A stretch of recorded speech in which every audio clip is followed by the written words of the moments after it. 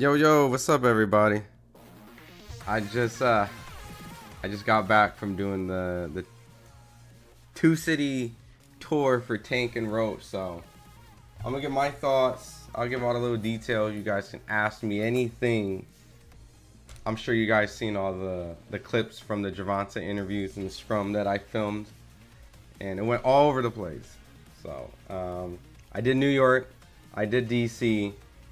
You guys can ask me any question that you want on regards of what the energy was like, what was the fighters' energy like, the whole 9 yards. So I'm gonna give this like a minute for all you guys to slowly come in, and then we'll get this show on the road. So while you guys are coming in, just let me know while you're hitting the thumbs up where you guys are coming in from, what city, what state, what country.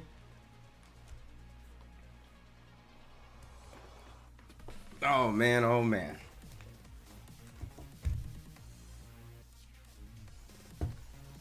What's up, Rasco? What's going on, man? Like I said, I'm gonna give it about like another minute so while everyone's coming in. And we're gonna rehash, we're gonna go through all the clips. I got all the footage. We're gonna break down every single thing you guys wanna talk about that happened this week. Some people are mad at Tank. Some people mad at Shakur. So feel free to come in, ask whatever questions you guys want, and we'll get the show on the road. So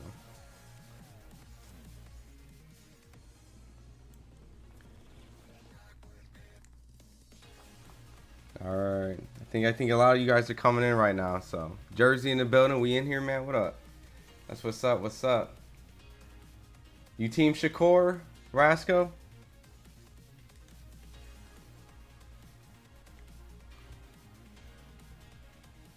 All right. I'm gonna jump right into it, man. I'm not gonna make this a super duper long stream, so let me get this music going down. All right, what up, everybody? It's Ron Good over at FightHype. I just got back from doing the New York and the DC tour for the Gervonta Tank Davis Lamont Roach.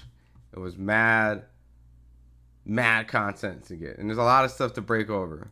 What up? What up, Kai? Kai says Tank is a 30-year-old prospect. Shakur knows our Tank. Rascal says, of course, man. Updates on Haney's comeback. Nothing.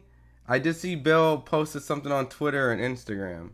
So, but I'll get to that later. We're just going to get right into it, right? What up, John? Salute. What's going on, brother? So, like I said, I just got back from going from New York. Waited 5 hours, well, longer than 5 hours for the press conference start. And then I did DC. So if you guys haven't had a chance to look over, right, we got a whole bunch of content, right? A whole bunch of stuff.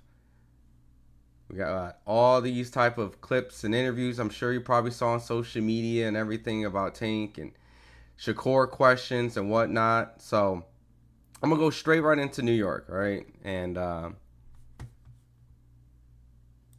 what up, Vic FaZe? What up, Don?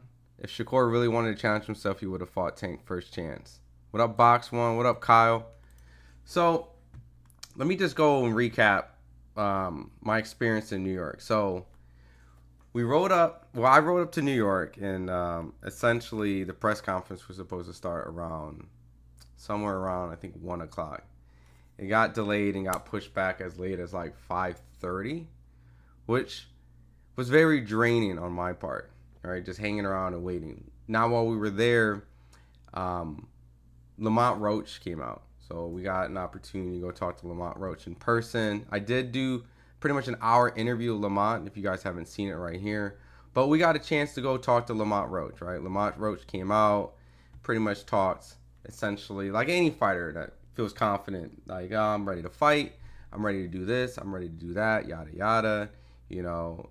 And then they did the press conference. The press conference itself in New York was pretty mild, right? I'm sure you guys seen it. Really wasn't a hectic trash talk. There was a lot of mutual respect for both these guys because they fought in the amateurs. And I actually found out when I interviewed Lamont's dad in DC, Lamont's dad actually coached Tank in the Nationals when Tank's coach wasn't available at the time. So there is actually a lot of respect that Tank has for his father, just childhood stuff. So this doesn't really give me a bad blood vibe. Even both press conferences didn't give me either one of them. What up, Ed? I honestly think Tank is afraid of losing to Shakur every time his name's brought up. He gets agitated. I'll get to that. I was at both scrums, so I can tell you exactly my opinion and what the vibe was. What up, EJ Duh1? What up, Reggie? What up, Ron? I'm back, dog. I'm sorry, Mr. You cool, man? Don't worry, man. These segments are never gonna go away. So, Major Media. What up, Kyle? And yeah. So, all right. So, like I was saying, pretty much these two press conferences didn't give me any type of bad blood. These two guys know each other. They've sparred against each other many times in their professional career, and they fought twice in amateurs. And Tank beat Lamont twice, and I guess they were relatively close. So in this case, Tank needed exterior motivation, right? He pretty much said, like, look, ultimately, I'm thinking about retirement. That's how New York went. I'm thinking about retirement. I'm kind of getting tired of doing this. And so the only exciting part that kind of resonated in the press conference is when someone in the crowd of Lamont's team essentially did a 100K bet with Gervonta and kind of got him a little bit excited. And that was kind of some of the motivation to get some of that vintage Gervonta trash talk. But outside of that, real mild. And then after that was done, that's when we had an opportunity to talk to Gervonta. Gervonta then was brought over to the side right after they did their initial face-off. And that's when he started kind of going into his responses. Where is it? That's DC. Okay, cool. All right. Where is it? Oh, okay, right here. So cool. All right. So pretty much to summarize this scrum is right after the face-off, Gervonta sat down and people were asking questions about Lamont. But the one that went extremely viral when someone was asking him, would you ever fight Shakur Stevenson? No, I'm talking about after this. Yeah. What have you done? Yeah, I'm out of. Could we see you with Shakur before you go? For what? Like, okay. Who have Shakur? What have Shakur done? What have he done in the sport? He haven't done nothing. You don't think he's better than any of the guys you face? The young one is looking more better than him. Who that? The Keyshawn. Keyshawn looking way more better than this nigga. So you would rather keep screaming this nigga name? He haven't done nothing. You would rather fight Keyshawn? Keyshawn haven't even done nothing. So what do you say to those who say that you might be afraid? So what do you say to those who might be saying that Tank is afraid of Shakur? No. Afraid of what? Afraid of what? Us fighters, if we're afraid of somebody, it gotta be somebody hitting us and hurting us. Like he don't have no offense. Everything is defense. Defense only winning basketball and football. Shit don't win in boxing. Are you losing the love for the sport? So that pretty much was kind of like right almost in the beginning of the scrum. You had a couple, I think someone asked about Mike Tyson, and then immediately Shakur Stevenson question jumped right out the gate, right? I think there probably wasn't even a Lamont question. That just, obviously as being boxing, fanatics that we are, we all wanted to just kind of figure out, do we eventually plan to see two guys who have been relatively close in weight throughout years? Many people feel like Gervonta and Shakur are the two best, so it makes sense that someone asked. That was his response towards that. So ultimately, Shakur went on social media and, did his response, right? People clipped parts of that interview and threw it around a little bit. And I have his tweets. So his first set of tweets came out is, "That's all I could do, gang. Laugh at that goofy shit," right? And a lot of people went on to a whole entire defense campaign or a resume destroy campaign on if Shakur Stevenson's accomplishments were worthy enough of Gervonta Tank Davis, which sparked a lot of debates, right, online.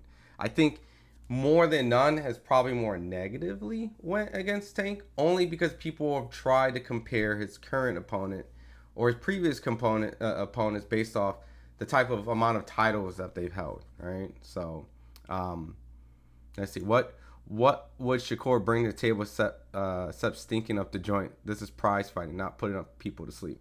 So, those were the two arguments, right? The arguments was, Shakur was a guy who carried a title, multi-division. He was a former silver medalist. Essentially, at that point, people would try to compare, saying, you're fighting guys that either weren't champions, never been a champion. This dude, Shakur, is a 3-division world champion. Why wouldn't you fight this guy, right? Some other people kind of said, well, regardless of the fact that he's won multiple titles, who has he fought? When you look down his resume, is there anyone on there outside of maybe, what they felt Oscar Valdez or something like that? Doesn't really put you in a prime position of saying that you're this elite guy. And I've seen these debates throughout social media over and over and over, and they both kind of have their merits, right? So personally, as a hardcore boxing fan, I believe that I would want Shakur and Tank to fight, right? We all ultimately do, right? I don't think, regardless of who you guys pick, I think everybody's been kind of interested in this fight. I think it'd be kind of crazy to say that, us boxing fans don't want to see the fight. I think that would be very disingenuous of everyone in the chat. Now, there's some people that's kind of looking at markability, right? Ryan Garcia rematch will probably make more sense when it comes to business and money, all right? A rematch, Ryan's coming off the Devin Haney, controversial win, loss, draws, no contest. And plus, I think that there is some sort of working relationship that these two guys have after they fought. Almost like they became friends to a certain degree.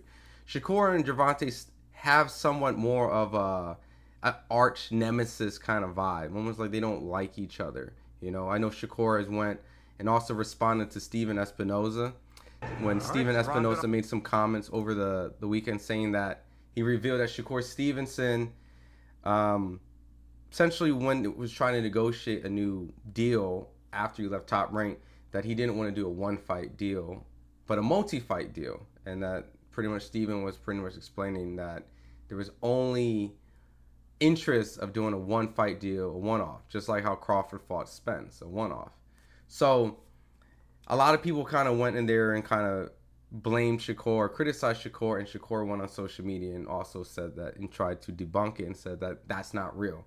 Now, in my case, I can't really necessarily prove or disprove, right? We got to go off what these guys say. Steven, who was a network executive, network, president who works with PBC on Amazon Prime currently, I don't think he would just be saying things without some sort of knowledge, right? But at the same time, Shakur Stevenson has his team. He says he's very in touch with them, unlike a lot of other fighters. So he says he's very aware of the business, and he was never aware of that.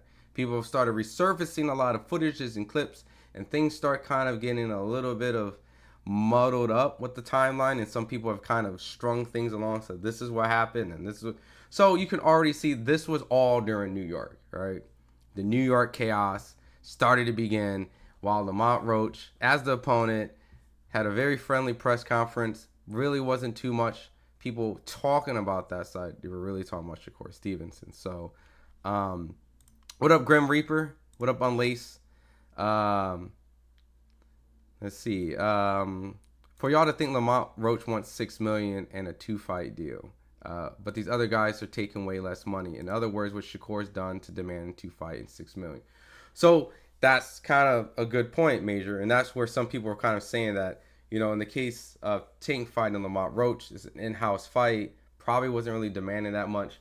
Lamont's even made statements throughout this build-up saying that it wasn't his first fight offer, that he was essentially like, oh, it's a lot of money, I'm going to jump on it. He claimed that he had other good deals and other offers out there, but he went on with the Tank, and he said that the money was relatively good, but wasn't great in some people's eyes. So a lot of people now have kind of went and said, well, if Shakur Stevenson, like Major said, does want the Gervonta Davis fight, what is the amount of money? Is he being realistic? Is the negotiations even real? Is Shakur Stevenson even getting a legit offer or even an offer Steven Espinosa lying, or is Shakur unaware of what's going on in his business team, that even though they're telling him one thing, they might be doing something else, right? One thing I do know, and I'm sure a lot of you guys already know, that PBC and Jay Prince have had a very estranged relationship throughout years. Obviously, if you guys don't know, throughout the Floyd Mayweather times, it's very rare, if anything even possible, to even imagine a time where Jay Prince and PBC kind of came together and worked on a major fight, if not even a fight. So that is a huge obstacle alone, with all the trash talking and things like that. I asked Tank essentially, do you need to have some sort of respect? You know, like I understand, you know, build up and things like that, but is there certain levels of disrespect that can prevent you from even making fights happen? You know, so you know, he didn't really give a solid answer saying that yes, that is going to be the reason, but he's kind of deterred, like, you know, some of these guys are assholes and not necessarily like on my good side, you know, for that. So King Troy, if Olympic matters so much in pros, what are you saying is Shakur's boy Keyshawn will lose to Andy Cruz the 5th time? Thank you. Yeah, ultimately amateurs and pros don't necessarily come together, right? We've seen that multiple times, or just because someone beat them in the amateurs doesn't mean that they're going to beat them in the pros. Or sometimes people do have their numbers. It's just two different styles of fighting, you know, and pros, sometimes you see amateurs have more of a pro style and they benefit better on wanting to hurt and dominate their guys. But anyways, enough of that. So after we did the scrum with Gervonta Tank Davis, that pretty much ended that.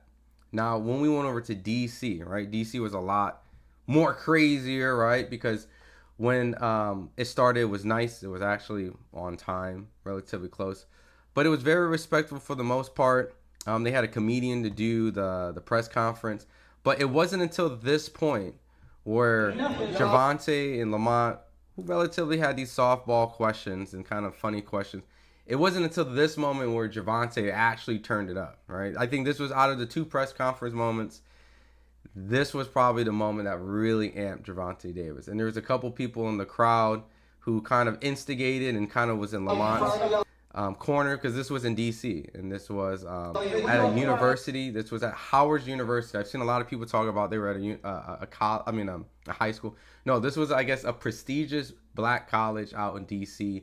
And what was really cool, what they did is kind of figuring out what was happening. They actually had the university students do interviews with Gervonta and Lamont throughout this time after the press conference was over. So it was cool. It was like giving the youth an opportunity to kind of jumpstart their career and talk to successful athletes. And there was, I think, a lot of people who might have been even like broadcasting journalist degrees, and they were able to actually add these people on their resume very early on. So I saw what they were doing, so that was kind of a cool, kind of wanted to explain why we were at the Howard University. I did a little bit of digging, so, but this was the initial moment that I kind of saw that Tank was like, all right, I got my little motivation. Nigga, we don't give a fuck about none of that. For sure. That humble pack will be mean, Slim. For sure. That humble pack will be mean. Well, Tank is from Baltimore and Lamont's from DC. So obviously it's kind of like a joint revenue, you know, but That humble pack will be mean. We don't give a fuck. That humble pack will be We mean, don't give a Slim. fuck. Come to the fight. That humble pack will be mean, Slim. Okay, Big dog for real, nigga. well, eat that humble We pack. ain't them other Eat boys. that humble pack. Don't worry about it, man. They might get All right. They're going to trick you out this spot, so we don't worry about it, man. You sound sweet. a lot of people compare this moment when like Spence's people was yelling out at Terrence at the press conference for Fight Week. So pretty much this was probably the most amped moment that kind of went on during the press conference during the time. So, but from that point, similar like before, this time they branched the two fighters off. Lamont went to the right and essentially a whole bunch of media went over there. And then Gervonta got off stage and walked somewhere in the back, somewhere. But while he was going in the back, and there's been a lot of conspiracy theories out there about, is Tank going to be with Coach Calvin? Is Tank going to be with Coach Kenny? Where are they? We haven't seen them. They weren't at the New York press conference. So to kind of give some details about the locations, about where both of them at. Coach Kenny. Garcia, AK.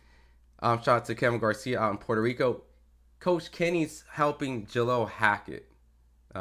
He's part of their team. He's been helping them. He's been very instrumental from the first fight when he signed with Matchroom with the Pete Dobson fight. So he's actually in Puerto Rico in support of helping and being part of the team Jaleel Hackett. So that's why you haven't seen him in New York or in DC. So we have an interview of Kenny Ellis. You guys definitely should check it out.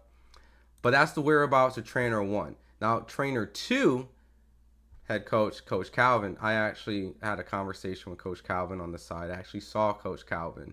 And Coach Calvin is actually seen after, like I said, Tank got off from the press conference and walked over to the side while Lamont was doing interviews on the right. I don't know where the conspiracies came from. I don't know how it went about. But I didn't see any type of distraught situations between Calvin and Kenny, but I made that safe assumption, and sure enough, whatever the rumors started or where they were, whatever the whereabouts, Coach Calvin was in DC, and you can see right here, there's this Tank, this is Coach Calvin, he has GTD on him, and he walks on the side and the back. So Gervonta's brother right there, putting his hands on. So everything, everything's all good. What up, Boxio? What up, ALX? What's up? So, I didn't really understand where these rumors even came from or where they came about. But ultimately, people did come up and ask Tank, if Coach Calvin was going to be there.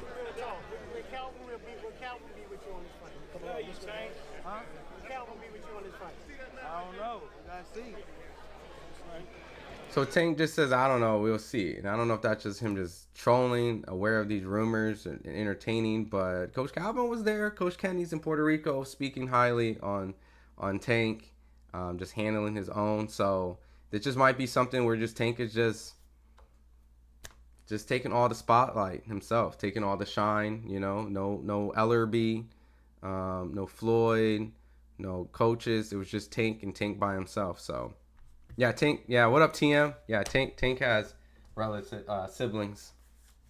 So, ALX, I'll get into that part too, because I was actually the one that actually had to clear it up for Tank. I was the one that was yelling out I don't think that's 100% correct, right? So, but anyways, Tank went on the left side, and then, like I said, Roach. Let me see. I'm pretty much just painting you guys the picture of how to watch the team.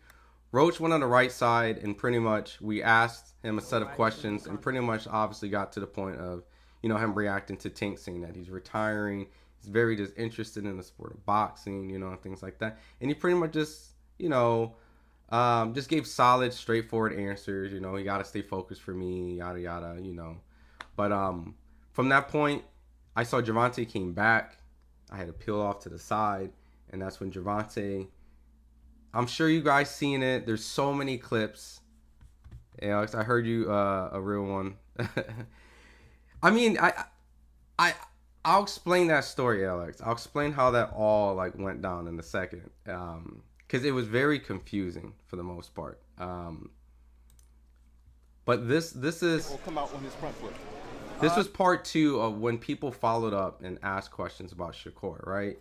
We're really all there just to ask about, not saying that we're not there to ask about other fights, right? And I want you guys to truly understand, there's a manner of asking questions where many people think, okay, we're scared to ask questions and things like that. It's not. It's a matter of timing, organizations, feeling out, certain situations. And some people, I give props. Some people, just get straight into it like in New York. Like, yo, you gonna fight Shakur Stevenson or what? Right? And those are great questions to ask, especially after post-conference time, because after the fight's over, you hear all the time fighters are just focused on this opponent, right? We kind of speak on like, hey, after this, you think you fight some of these guys. Tank has mentioned, you know, I'm going to retire next year. I'm going to call somebody out after my fight. And after about next year, I'm done, you know? So we're kind of limited on a certain amount of people. And Shakur doesn't right now seem like he's on Tank's radar, all right? Man, as far as your walk in the sport of boxing, because you said... You say before you retire you want to fight Devin and Shakur. Is that still the plan? I never said that. When I said that, I never said that. So Tank is pretty much saying that the reporter is asking him, before you retire, you said you wanted to fight Devin and Shakur. And Tank refused. I don't still the plan? I never said that. When I said that, I never said that. There is a couple interviews where people have listed guys' names, and of course he agrees to say, yeah, I'll fight all these guys. All right. Oh, I see Devin in here screaming. So I'm just getting through the storyline. So bear with me if I'm not reading the chat 100%. Why the hell are you not in Phoenix covering this weekend's fights? Don't slack off, my Asian brother. Because we got people over there. To me, I'm on the East Coast as we speak, right? If you haven't seen my interviews, my guy, if you haven't seen my interviews, I interviewed... Here. Bear with me. There's only so much I can do at a time. I just interviewed David Morrell today. All right, so guys, check David Morrell's interview. I asked him about David Benavidez' bully tactics, rumors of Canelo Crawford. But I already have an interview with Rafael Espinoza, Oscar Valdez, Robisi. Like, we do have coverage there, you know. But I need a break too, brother. You know, I can't be everywhere. I got a family and things like that. You know, I got a son. So, but I'm sorry. There, I answered your question, all right? But anyways, getting back. But I would for sure. But I never said before I retire I want to fight them too. I never said that. You said going out on 3 fights. So that's Tank's response on the question about Devin and Shakur. You know the last 2 fights you want to go out on? The last fight? The last fight you want to go out on. Like, who? Do you have anybody in mind? No. You definitely said he had a hit list, and he said Shakur and Devin. Yeah, I mean, we've all seen the interviews, right? Obviously, things have changed, right? It's apparent that when he did those interviews about his hit list, you know, he's mentioned all these guys, and he said, of course, I will fight these guys. But you can see, like, at this point, he's changed. His whole entire perspective's changed. I actually did an interview with Tank, kind of asking him a little bit about it, going a little bit in depth, personally about his mindset about it, and comparing it a little bit to Mike Tyson. But he did TM, he did mention that. No, I don't have my name right now. But I got somebody I want to call out after this fight. You said you got somebody you want to call out after this fight? Yeah. Who is that? I'm not going to tell you. All right, so he says yeah, see, Tizzy says, I think he's playing mind games. What up, Red? Best half Asian reporting the game. So he keeps hinting that he has someone he wants to call out. So he's going to call somebody out. Many people have speculated Ryan Garcia, right? You know, it's an easy call out. He's already fought him. Keep it quiet. Is it Lomachenko? Somebody asked Lomachenko. Right. So he cuts the Lomachenko remarks, not Lomachenko. Turkey said he got your 2 Ferraris ready. What you think about that? Oh. Turkey said he got your 2 Ferraris ready. I need 3 now. Steven Espinoza said Shakur turned down a 1-fight deal to fight you because he wanted a multi-fight deal. What's your thoughts on that? He's not worth it. He's not worth no multi-fight deal. He's not even worth it. Come on, bro. Ram gotta fight somewhere else and prove himself, and then like, you feel me? You know how they got UFC and like the underground shit? He gotta fight on the underground shit and then get that. You gotta go to the G League. You have an idea what your walkout fit might be? All right, so let's see. I'm gonna read some chat. He never said that. He's a liar. Said he was going to go to 130 fight Shakur after he beat Rolling. And in that other interview, he said Kerr was on his hit list. Now he didn't say that. Yeah. So, look, there's obviously, you know, I know a lot of people is gonna change the narrative a lot. There's a lot of interviews out there clearly that Tank has mentioned when asked upon, yeah, I'll fight these guys, right? Just like every other guy has said that they would fight their contemporaries, right? There's interviews of Devin and T.O., Shakur and Devin, Shakur and T.O., Tank and Shakur, Tank on Devin, Ryan on Devin, Tank on Ryan, Ryan on T.O., T.O., like almost everything, you know? There's probably a video of all these guys saying something. So really, at this point, when anyone says that they don't or didn't or not interested, I think we can pull receipt on all these guys. All these guys. So currently at the moment, let me see. Reporters don't want to irritate Abdul. Yeah, I mean, I think there's a level of, how would you say it? Somewhat of a respect, right? When you see someone agitated, like, you're not gonna continue to agitate, right? But some people don't care, right? So, and you know, you got to give it up to those people too, right? Like, I know that the reporter right here is getting a lot of shit for a lot of stuff, but he's also been the only one who asked really about Shakur in DC, right? So, what's it? USOD LLC, I'm out. All right, my guy. Thanks for jumping in. So, I think as a hardcore boxing fan, it kind of does upset you a little bit when you hear Tank say these type of stuff like, oh, I didn't say these, or I'm not interested, or I don't want to fight these guys, when clearly there's videos that are. And it's no different from when you hear other stuff where I think Shakur has mentioned that he's entertained the idea of signing elsewhere, but not necessarily PBC, because he doesn't know it'll guarantee him a fight, right? With Tank, you might have to wait 5 or 6 fights. So, like, you hear all these type of things, and you just wish these guys would just kind of come together and just make these fights. So, Hey, Tank, we're gonna talk. When Calvin will be with you on this fight. Come on, you Tank. Huh? Calvin. I'm not. You gotta see. all right, so this is the anyway part that I'm sure everybody saw on social media, right? He didn't say he wanted. As a hardcore fan, you must not be hardcore if you don't think about the business. Are you referring to me or someone in the chat? He didn't say he wanted. He said that he could be on the list. Nothing has changed. I mean, look. At the end of the day, we all know this, major media. There's only one person who sits on kind of the throne of just essentially being the A side amongst all these guys. It's Gervonta Tank Davis.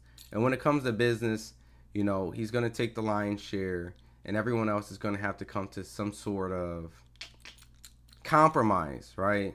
And that compromise might be unfair in your eyes, or it might be the right amount of value, and you might have to take a chance on yourself. But at the end of the day, we all can agree that Tank is the guy who essentially is going to be the left side, the A side, the one that runs it. And if he creates an opportunity for one of these guys to fight him, you know, that's when it comes. You know, Shakur's not going to be able to send him an offer. You know, Keyshawn's not going to be able to send him an offer. Ryan's not going to be able to send him an offer. Devin's not going to be able to send him an offer. And really, at the end of the day, like, Devin's the only one that's kind of like in his free agency contingency. But really, at the end of the day, we all know how this is going to work out. It's going to have to be an astronomical amount of money that Tank is okay with.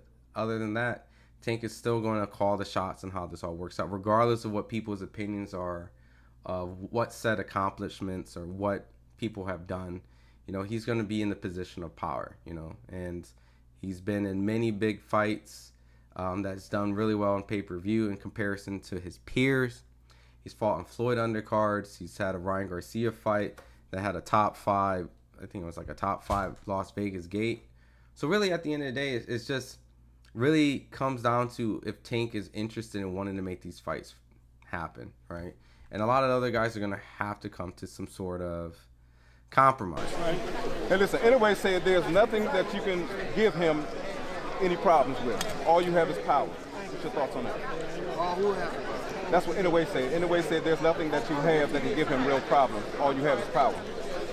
He said that? Anyway said that. I'm not 100% sure. Right. I don't want to go crazy. I don't want to say that. I didn't hear that. You trying to catch me? I think it was misquoted. I did not hear that. Huh? He didn't say that? Yeah, he said it. Show me. You heard him say that, bro? I think there's a lot of compilations. They combine things. I think I've seen it, but I don't know if it. If he think it's If sex he stuff. actually, I think if I he said watched that. it, I think I would have been Take tricked your head too. off, Tank. But I Let me think see how it you was. do It was edited. Someone edited it. It was edited. I think it was. They trying to get us to. Yeah, that would have blew up. There's no way. Okay, well, Because there's no way he said that. okay, For listen. him to be a boxer like that, there's no way he can say that. Who would you? All right, so let me explain what happened here, right? Because I think there is no Inoue disrespect, right? There's Inoue went on social media once he kind of heard about this. Someone clipped it on Twitter. It went like super viral from that point, and then Inoue had to come out and pretty much respond and said, I used a Google Translate. I never said anything like that, which I can attest that Inoue hasn't. I haven't heard anything of that sort. So what I think might have happened is I came to the aid of just supporting the reporter because I know that the reporter's intention, him specifically, isn't trying to instigate anything himself, right? I do recall tons of these weird AI compilation videos, right? I'm sure a lot of you guys seen this, right? A lot of these weird compilations with fake headlines, and they take all of our clips from multiple different big boxing outlets and kind of create a false story. And I think that's where I first saw like Calvin Ford fired, right? Like I can see if I can out. Yeah, see, look, I'm gonna out a channel, right? I'm gonna out this channel. I'm gonna out them. See, they have a lot of these fake YouTube channels that exist out there with these crazy AI generated faces from interviews that like they kind of like AI generate interviews and kind of polish them on Adobe Photoshop or something, right? Like Jake Paul fight got confirmed Andrew Tate with a FightHype logo, right? You see how bullshit this is, right? And like a fake Joe Rogan interview, Usyk visits Carl Froch in the hospital, right? So right here, I think this is where it kind of started the Calvin Ford shit. Calvin Ford teared up live after Gervonta fired him and hired Derrick James. You see how fucking ridiculous this is, right? So I think I saw one of those fake bullshits that said, in your way, like this is Gervonta, and I think he was talking about Louis Neary. Like they clipped him talking about Louis Neary. Makes sense, right? Louis Neary, I only feel like he only has power. And from that point, I think it got completely can't even say out of context, like completely misquoted on purpose for whatever that these channels do. And so I immediately was like, I don't think that's 100% correct, right? I've never heard Inoue ever disrespect Tank. Tank and Inoue and Canelo, like they've all kind of have like they all kind of respect each other. Even like you throw Bud's name in there too, right? Like I've never really, I've heard Tank troll about Bud, but like even then Tank would put Bud in his pound for pound list. You know what I mean? So the Inoue stuff, I had to go in there. I didn't want it to get out of control. I had to say something. As you can see, even Tank didn't really believe it. And he even mentioned, like, for him to be a fighter like that, to only recognize me as only power is ridiculous. There's no way he only sees me as power. So, I want to say, like, Superman Cape, I've saved the day. But, like, I had to interject and say, nah, I don't think that's 100% correct. I think that would have created a whole bunch of more crazy information and nonsense out in the world. So, And Tank handled it well. I don't even think Tank was even buying it. He was very suspicious on it. And so for the reporters end, that's why I was mentioning there's a lot of compilations out there. There's a lot of weird stuff out there in the world. Like, I think I might have seen it. I don't think I would have been fooled because I watched essentially a lot of stuff just like you guys do too. But to come to the aid of, him, I was like, I could have probably been fooled too. All right. I think there's a lot of misinformation out there, a lot of clips with fake headlines, like true fake. And so I definitely wanted to get that straight out. So no Inoue diss. Tank didn't take the bite, and they're still probably at one point going to meet each other and show each other a lot of respect. So John says Tank wants to prove him how important he is in boxing, in my opinion. Tank's already proven. Nathan says. Vic Face says I didn't Tank not as A side. I'm right now saying Tank's not going to be on the A side for long. If he keeps fighting nobody and Shakur and Haney step up on the plate and continue fighting top guys. So this is where it kind of gets tricky, guys. Right? You have to take your brain and put it from hardcore boxing fan and business. Right? Jake Paul may not necessarily have the biggest, craziest resume by far. He probably has one of the most meteoric attempts in boxing on a big stage level, right? He's fighting guys, MMA guys, prospect level shit, right? But I'm pretty sure he's going to A-side like 95, 98% of people in boxing. That's the business side. Just because your accomplishments aren't here doesn't mean your business and your attention and all that stuff doesn't surpass everyone else who are, right? So unfortunately, with people who do go out and collect the hardware and the medals and the belts, and the people who have also done that and kind of created this resume of who's who, that doesn't necessarily generate you as a star. You have a higher opportunity of gaining notoriety and each time you do it, and you get moving up higher and higher, yes. But sometimes they're just people who's just going to be able to just be in position of just popularity, right? So Little Zooted, go old time's sake. Maybe. I don't know. We'll see, I always got love for them. They're always my peeps. Especially Ness. So really when you really look and think about it, like, as much as you want to try to criticize Tank's resume, if you're not on the side of him wanting to collect belts and all this stuff and try to bat, he's still the A side, and he's probably still forever going to be the A side.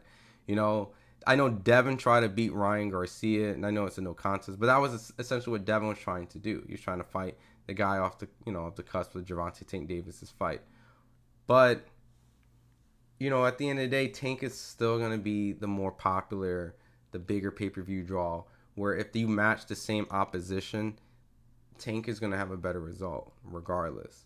That's just how it works. The casuals have gravitated to him. By God, on my social media, saw women kind of look at Gervonta and Lamont Roach as some sort of like two guys they find very attractive. And now a whole bunch of women are really interested in the fight because the face-off caught their eye. So, like, Tank is, for some reason, has entered that market better than anybody else, including a Ryan Garcia, right? Which he's really built up to be like. Like, Tank has just been associated with Floyd, been on Conor McGregor, Floyd Mayweather undercard, fought Ryan. Like, it just is what it is. Like, it is what it is. It's really not worth a debate on saying the fact that does Tank not hold the A side over these guys. What you're hoping that Tank does is that he cares about the stuff that a lot of the fight fans do. The belts, the people who beat the guy that beat the guy, the lineage and yada yada. Like, and to be honest, like, I talked to Tank. I got an interview with Tank. We spoke. I'll play the part in my one-on-one with him. And he like explained it straightforward. Like, he doesn't care about the belts. His main objective to him, because of his success from where he came from and where he's at, is enough for him. The belts and all that stuff is like whatever to him. And it's not really his aspiration. His aspiration is to just live a life that he wants to. And as the disappointed that might make people feel, like that's the direction he's at. Like that's where his mind's at. A lot's changed, and just boxing, but just the fact that in your life, you know, Mike Tyson used to always say stuff like, "Not greatness isn't always goodness." Is that kind of where you're at a little bit? That you're chasing the goodness, essentially, and that's your essential greatness of all of this when you talk about retirement and stuff like that? As I'm chasing greatness? Well, no, you're chasing the goodness. Oh, like, yeah, over this greatness that people yeah, speak for of. sure, yeah. Yeah, that's another person that I meant, like, that I seen, like, he was chasing something, and once he got it, he was like, what the, like, you know? That didn't really mean nothing. You know, his kids was older and things like that. Like, he mainly needed the money, you know? So I feel as though, like, that's what people was, like, behind him and telling him, like, to become a champion, you gotta become undisputed and things like that. But once he got it, he like, basically like, what the hell? And that's, you can see with Floyd too. Floyd really was like that too. He really like, although he like continued like to got belts and shit like that, but I mean, pardon me, but he was on the most important get money type of vibe. You get what I'm saying? Like that's transparent as I can try to get Tank for you guys, like to kind of speak where his mind's at. Like his mind isn't belts. His mind isn't caring about Hall of Fame. His mind isn't really those type of stuff. As much as that we put weight on those things, and as we should, we're in the lineage of the sports, and we want essentially who we feel is number one versus number two to define who's the best of the division. But as of right now, you know, Tank is uttering retirement. Tank isn't really interested, even entertaining the Shakur stuff. It probably agitates him because what he visions. I think this is the only thing I can't really get out of him is like, who do you feel has achieved more than like if Shakur hasn't achieved much, right? What is your definition of achievement, and who do you feel has achieved more than him so that we can understand your definition of achievement, right? Maybe it's Teofimo Lopez. Maybe because, you know, Teo has fought Josh Taylor and Lomachenko, became lineage twice, and Tank might be like, you fought people that versus belts and going up multiple divisions. He might actually look at Teo with more respect because of the individuals he's fought, and he might be more selective of the people you're fighting versus the belts and so. He didn't say achieve. Major. When he talked about Shakur in the first scrum we did in New York, he's saying that Shakur hasn't done anything in the sport. Achieve is a synonym of that. So by using he hasn't done anything in the sport is equivalent of he hasn't achieved what he feels is done to the sport. Like we're playing semantics, right? He's saying Shakur ain't do shit to want to multi-fight, to want to... No, that's a whole nother segment. That's another scrum. Like, that's another scrum. Like, a whole nother... Like, I think we're overcomplicating this, right? Like, he's that's a whole nother segment saying what has he done to essentially get a multi-fight deal? Why would a network be interested in giving him a multi-fight deal for what? Tank might maybe think maybe he's not intriguing, doesn't bring something, maybe born, whatever. Like that hasn't been clarified. But Tank done for ourselves. Yeah, so I think you're looking too much into semantics. What I'm saying is clear as day that Tank doesn't view the accolades that everyone holds a lot of fighters in the same prestigious place. He just doesn't. Like he just doesn't. Right? You know, if it's you achieving a certain level in the sport of pay-per-views and money entertainment, if your achievements of what you have done in the sport as who you fought, or even just the medals and the belts, like whatever Tank feels doesn't matter to him, right? It's essentially what matters to him is getting the money, doing it at the time frame he wants, and retire and then just go about it. So you got that right. The casuals are fooled by Tank's BS opponents. And you know, and everyone's allowed to be able to get criticized, right? And I'm not saying that people can't criticize Tank's resume and feel that he hasn't fought the people that you feel warrant the praise and the attention, right? Because typically when you look at boxing, you feel like, well, De La Hoya is popular, Canelo, you know, they've at least fought at some point a nemesis or a rival that they felt could have been a threat or 50-50. And most times people don't feel that Gervonta has had an opponent since Pedraza, which he was the underdog, relatively an unknown guy, but compared to Pedraza, he was, you know, not proven. So it wasn't until after the Pedraza fight that, you know, people have favored him in every matchup, and people want to see him in a closer matchup. And even if you guys look at the bookies with Shakur, Tank is still the favorite against Shakur. He's still going to hold a favorite position amongst all these guys. And I don't think there is a guy around his weight class that is going to be, you know, the favorite. But just because of that doesn't mean underdogs or 50, you know, close betting odds don't swing the other way. But that's what I got. Like, yeah, you definitely are like debating amongst two people, people in the chat and out here, you know. And I'm not here to sit here and say anyone's resume is a nobody list. I hope you ain't talking Major. Yo, we could be friends, man. I'm feeling some sort of energy in the chat, but okay. I feel like you talking to the chat. I don't like criticizing people's resumes until the end of their career, right? Because it's hindsight. If you look at every era, when they're amongst trying to collect fights and wins, you can criticize everybody's resume at a certain point, you know?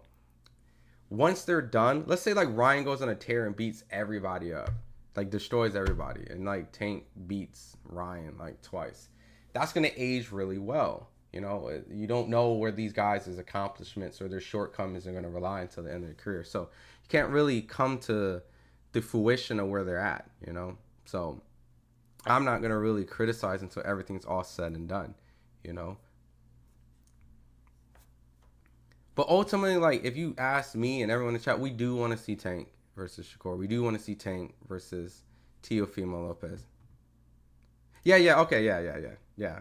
It's so hard to tell with text, Major. You know what I mean? I'm trying my best to read and understand and also interact. So, Alex says Ryan was always a bigger draw than Shakur. Yeah, Ryan by far has always been the bigger draw. I mean, there's a reason why Tank and Ryan fought, you know? The biggest analogy that I always bring is it's like, you guys throw a turkey Thanksgiving. Nobody wants to take the full bill and bring all the food to the table and for the other guy to come on and just eat all the food. And they only bring napkins and plates and chips and maybe a cup, like plastic cups. You know, you're looking for a person who's able to come and bring food together so you both eat. And if you're the guy who's always footing the bill, right, and constantly, then you should be the one that eat more of the food, right? Like, we shouldn't go 50-50 if I'm buying all the food from Costco and bringing all the ingredients and stuff. If I bring more of the food, I should eat more of the food. You shouldn't have the luxury of eating more of the food than I do. If I'm bringing more food, you have to bring something to the table. So that's the saying. You got to bring something to the table so we can all eat. And if you're not only bringing like paper cups and like generic bags of chips that are kind of stale, then, you know, why would I want to reward you, you know, versus this guy? Yeah, he's not bringing like the turkey, but he's bringing like kind of like some smoked ham. He's bringing, you know, macaroni and cheese, and he's bringing you get what I'm saying? So that's how these fighters think. And if you're not able to bring certain, then you're going to have to be okay with taking some of a little of what's on the table. And some of these fighters like Lamont, Roach, I'm sure he's not asking for a lot. Shakur, on the other hand, and his team might be asking for a bigger part. And Tank and their team might not feel like it's, you know, worthy and deserving. And that's where it kind of gets, egos get bruised and that stuff. So, yeah, I made an adjustment, Dev. I recently made a shift. So I was a Vegas guy. I move all over the place. So I think you asked that like twice. Sorry, I forgot to. Yeah, I was living out in Vegas for like, I think 3-4 years. So Yeah, I lived in New York, I lived in LA, I lived in Vegas, everywhere to cover boxing. So I'm everywhere. So I'm back on the East. Sorry for not answering that first time. No Fly Zone says, oh my bad, I don't know how you guys. I think Tank saying Shakur hasn't done anything in regards to what meaningful wins. Does he have meaningful performances? He's saying why keep bringing up Shakur if he doesn't view him as a threat. I think it's a combination of like a little bit of everything. Sometimes when you're like this, one of the guys like Canelo or like Tank, you gotta have to say like, what have you done collectively? Who have you beat as a name, right? Everyone gets belts, right? And I don't want to downplay Undisputed, but it always definitely comes down to who have you fought as how I view it. Floyd and Pacquiao and those guys have never been undisputed, but you can name the fighters that they fought and things of that nature. And you were more interested of like, I want to see Floyd versus this guy and Pacquiao versus this guy and Cotto versus this guy versus there's all the belts on the line.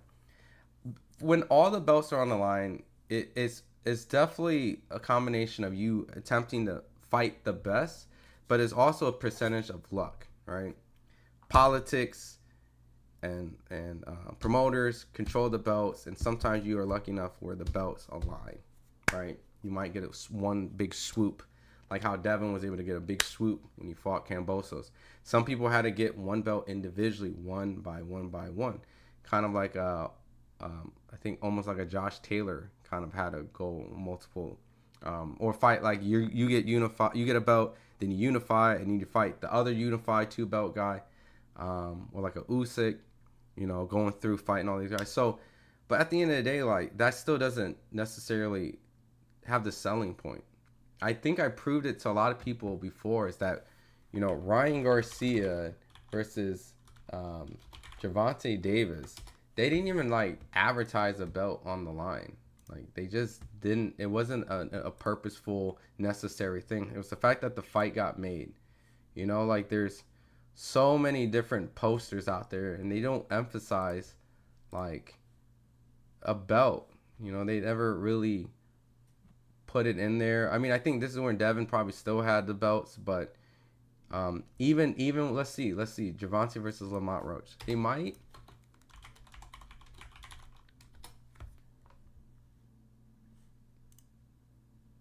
Yeah, like this is PBC's promotion, right? And they still don't even bother or care to put the WBA lightweight title in there because it's not really.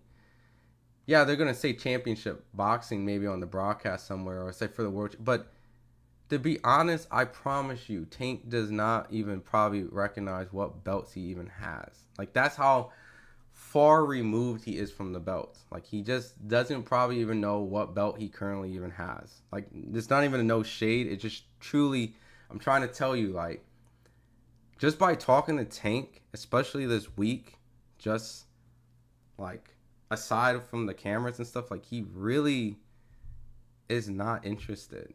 So the way that Shakur looks at it, he wants all the belts, he wants to be undisputed and all that stuff. So he holds those things to a totally different standard, which many boxing god fans do. So if you understand these two people's mindsets, it makes it a little bit clearer on why they aren't able to connect and make a fight. Be honest with me here. Who do you see win? The African guy Suleiman Sagawa or versus Poo Poo Carrington? I thought Poo Poo got a juicy gift. Shushu's my guy. Like I have a cool relationship with him. I thought the fight could have went either or. I didn't score it, but I felt like based on watching it that Sagawa had a great case of winning the fight, right? But when you look at it, Top Rank Promotions, it's in New York. You're fighting Shushu. You gotta kind of have to, and I'm not saying boxing works in a fair way, but you have to understand and know that you have to kind of do a little bit more than you should to get the win. And I think that in the Shushu's case, he probably got the win on the skirt of his teeth. I think Sagawa's an underrated guy who probably doesn't get necessarily the true respect because he just came off of a great win against Ruben Villa, who's I think has a win against like Shakur or Devin in the amateurs. Yeah, it doesn't translate that he's a great pro in compared to his contemporaries, but it's a solid underrated win. And I think he also fought Jermaine Ortiz, So Jermaine Ortiz is a 140 pounder, you know, a 135 pounder. So he's fought at bigger weights and fought good guys up there. So Shushu fought a guy that it may have been maybe like a step up at a time where maybe he might have needed maybe one more fight, but you know, he got the win. So that's just my honest opinion, you know. So many people view it as a gift decision, and I can see that. So I'm not debating that. Major Media says the belts is for promo for some fighters. Actually, most fighters need the belts for promo, but Tank doesn't. Yeah, so that's like 99% of people need to use the belts as a promotional tool. That's the way that most people in any type of competitive sports views who's good. The guy to beat the guy to beat the guy to beat the guy. Like, you can't just say, like, the Patriots don't need the belt. I mean, no, need the championships, right? The Lakers don't need the championships, right? But there's also popularity, right? And I know that people look at, well, they needed the championships to become popular, and that's why they can sell the merch and things like that. But, you know, there's many cases where some teams are just ass, and they just support them because that's where they're from, or they can relate to the team. The Cleveland Browns, the Miami Dolphins, you know what I mean? Whatever the case is, you don't necessarily need them to be good to actually, for them to be popular in some sort. And I know that from other sports, you know, you always have the best versus the best yearly through like a tournament style, but it's boxing. It's individual contractors fighting each other. And really, you know, there's really no way to truly determine unless they clear out the division of who many people feel the best. With or without belts, you fight the people they want to see you fight. And Tank has came in a position where he came underneath the tutelage and underneath cards like Floyd Mayweather, Conor McGregor. I'm telling you right now, I will find it hard to press to see if anything in this modern day beats Floyd Mayweather versus Conor McGregor as pay-per-views, right? Jake Paul, Mike Tyson would have had a good case, right? And that's why Katie Taylor and Amanda Serrano's got a lot of praise because they benefited from fighting on that card. But you have to be on a card like that to get some sort of attention. And Gervonta fought on Floyd Conor. The amount of attention and recognition you got, Floyd's cosign, while Floyd was the hottest boxer actively speaking at the time. And he has an entertaining style regardless of his opposition, casual fans or fans alike, or even if you're a hardcore fan, you just enjoy an ass whooping, a knockout. And that's what Tank does. So when you add all those type of things, and he has a personality that some people might say, he's an asshole, or whatever the case is. But a lot of people can, for some reason, connect with them. And you got to understand and respect that if people resonate and connect to this kid over everyone else, that's not necessarily his fault. People just enjoy Tank. And because of that, it comes with hate. There's an expectation, a requirement that this popularity and all these type of things you need for you to be this popular guy has to be because you beat all these guys. And it doesn't necessarily work that way. Where was it more expensive? Vegas, New York? Where are the pretty Huskies? Look, I'm going to take it, man, right?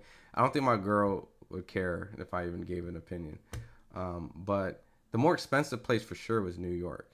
New York was way more expensive. Vegas is like a really solid, like if you're a single dude or you got like your girl, like Vegas is the shit. When you want to raise a family, I wouldn't use Vegas as a place to raise kids. I know I hear people tell me, oh, there's charter schools and that stuff. Nah, I'm not with that. I hear really bad things about the schools compared to other schools, right? So maybe I'm just being a snob about it, and raising kids should always be home first, right?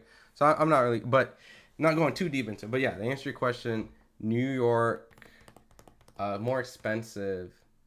I didn't really look. Who had the prettier? It depends on what you're into, right? There's Puerto Ricans and stuff in New York. You're not really gonna find Puerto Ricans in Vegas. Vegas is gonna have more like Filipinos, and they're both like melting pots too. So you tell me what you like. I'll tell you what's a better place for you. What up, Mexican boxing? Boots ducked Virgil. Yeah, Virgil. I mean, Boots got a hard time to get over this. Eddie, we just had it. Just so you guys know too, we just had an interview. Kevin's out in Puerto Rico. He did an interview with Eddie Hearn about it. Eddie, don't kill me. And he pretty much confirmed that, you know, Jerron wanted to stay at 147 and not wanted to go to 154. So it's in here in this interview. Check it out if you Well, I don't- haven't. You can use it in receipts when you want to kind of bash Boots if you need to in your arguments and boxing debates. Yep, Tank uses his knockouts for his promo. Yeah, so it's very hard pressed to even have this type of debate between Shakur and listen. This is the far fetched thing that people debate if they even debate. Shakur even recognizes he's the B side. He went and did like a Twitter space the other day and said, "I'm the B side. I know I'm the B side." Right? Just essentially, he's claiming, "I never got a deal. I never got an offer. Everyone's lying. Just give me an opportunity and I'll take it. I haven't got an opportunity, so yeah." That's where his case is. So, and I can't really disprove who's lying or what. So, do you think Canelo versus Jake Paul would beat Floyd versus Conor pay-per-view? Ooh, it has a good case. Now, I want you guys to also know, 4.2 million or something. Every year, illegal streaming is easier and better, and more people are getting, the more younger kids are getting into the sport, and they are a lot more savvy than the generation that came before, right? So I just don't know if it can beat it. Do I think it creates the same type of attention, if not maybe more? Possibly. You know, I wouldn't put it past it. You know, you're talking about a guy who just fought Mike Tyson and a guy who Canelo is adored. He has his fan base. I mean, dude, that's an insane like event by itself. It's such a big event itself that Jake even went on Twitter and said, "Why would I like bless Canelo?" Like, because he knows he came off such a huge bump in notoriety of the Mike Tyson fight. Like, the fact that people hate him as much as they do is just as powerful as people love him, because any person who steps in the ring with Jake, they would just completely get all the love. He doesn't need to get the love. He has the universal hate alone. So getting any opponent that people feel can possibly beat him would generate. And Canelo has a fan base that already sells and does well. So you get two guys that and then you can actually literally convince the people who thought, like, I was never convinced Mike Tyson was going to beat Jake Paul. But you get Canelo versus Jake Paul, you have convinced me that I'm going to watch a fight that this fighter's going to knock the fuck out of Jake Paul. Like, I am convinced. So you're getting actual boxing fans convinced too. So unless says, I've never been to Vegas, I got to go off for sure. Yo, have to for a fight. Like, and anyone in here who hasn't been to a fight, please, just one time. I'm not saying you have to go to all the fights. Like, I've been to so many fights, it's to the point where I'm actually kind of like, I won't say tired of going to fights, but it's like, it's nice watching fights at home and watching fights on the screen, because it's an experience that I don't take for granted, but it's like taken for granted that you think going to the fights is always the best experience, and it really is not. It really is not. You know, even I was even talking to Terrence Crawford about like where the best seats are, and it's never always the floor. You know, it's like, you know, there's certain seats that look good, like where the ring is. You want to be on the first riser up, like head level of the ring. The floor is cool because of like, you want to be like, if you want to flex for the gram and you want to like have notoriety and act, you know, like I'm popping, I'm on the floor, and only if you're really close. The advantage of being really close is not that you see the fight better, but you can hear the fighters breathing, the punch shots. Like, you don't really realize how hard a motherfucker punch until you're ringside. And you're like, oh, I see why people go to sleep. I see why people go to sleep. That shit sounds painful. Like, Wilder's punches up close, it's still some of the most Arthur Beterbiev, Deontay Wilder. I'm trying to think. Like, those two fighters alone, like, the punches they land are still like some of the most scarring shots I've ever heard in my entire life. Never been blessed to watch Inoue in person, ringside, and I've been to Tank fights, but not super close to the ring. Actually, I think I have. I lied. I have, but it was Tank fights are so loud that it's even hard to. I don't know. I'm also comparing Tank to like a 175 pounder and a heavyweight, so maybe it's also the weight. But anyways, enough of that rant. You have to go to the fight, because fighters are so much faster in person and they hit so much harder in person. The only thing that you just don't get is the best clear vision is at home. Like outside of that Tank and Frank Martin replay, that shit was terrible from Amazon. So I enjoy seeing the best fight the best, know who is the real best of a top guy. Nobody's moved up someone in weight or come down in weight. It's trash. Yeah, and this is not my like defense campaign on Gervonta, but you guys really have to like also look like Shakur and Tank is practically probably the best fight amongst each other because they're relatively close in size. They both came up from 126. When you get to like Devin and Ryan and all that stuff, like those guys are bigger than 135. Like they're not even 135ers. Like we can call it a. And Tank is small for like 135. He's kind of like a 130. So at a certain point, if you bring Tank up to 140, it's unfair for him, and you bring Devin and Ryan down to 135 for knowing how big they are, it's unfair for them too. So like you really kind of like have to look at Tank and be like, this dude is small fighting big guys, and yes, we're not gonna get all those fights because ultimately they're just way much bigger, and that's where Tank's skill and power is at. That you want to see him fight bigger guys, and unfortunately the guys that are kind of his size don't really bring too much. But now we got Shakur in his weight. Now we got Keyshawn, who's still new and green, hasn't won a world title. But so Edwin, where the F are you trying to sit? Anyways, a 122 pounder. Yeah, Inoue's way too small. Superman, I want to see Bam versus Inoue. I think Bam is a little too green for Inoue. I think Nakatani, when it comes to size, I think Nakatani and Inoue is a better fight for right now. And let Bam develop a little bit more. Not saying I don't think Bam and Inoue is a fight that needs to happen, but even Bam recognizes that, those weight jumps are a little too high. So Tank haters be supporting the weight bullies. Yeah, I think it's just a weird state we're in where 135ers are either they're actually small 135ers or big 135ers. There's not really I feel like Keyshawn Davis might be like kind of the sweet spot of a 135er, right?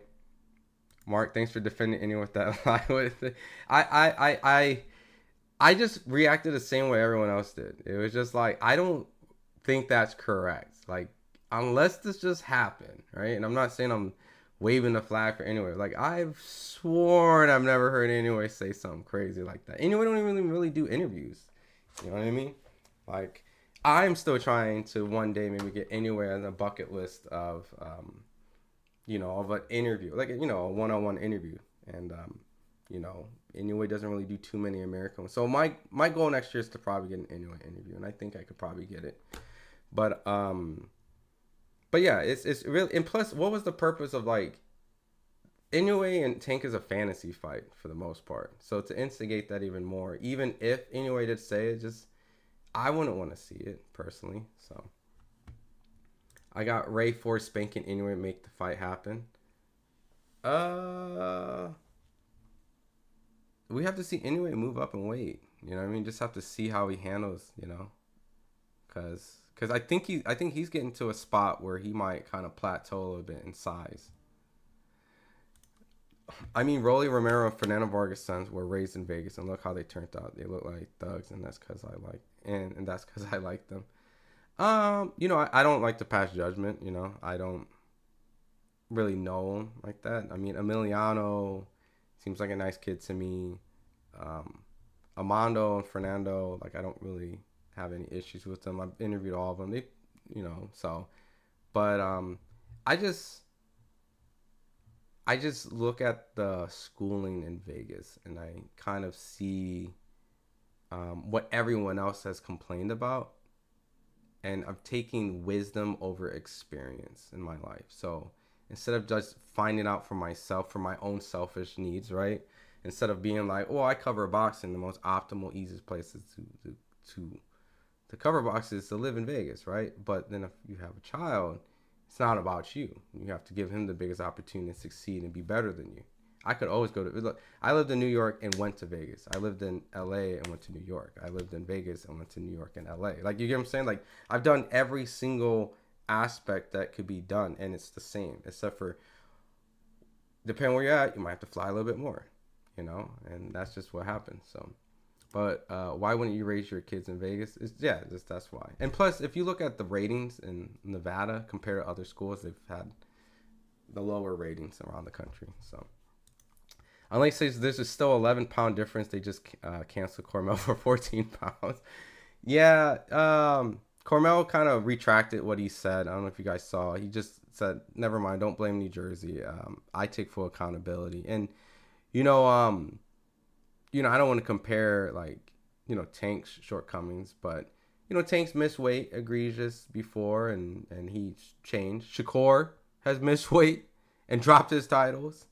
Those are two guys that have lost their belts on the scale. David Benavidez lost his belt on the scale.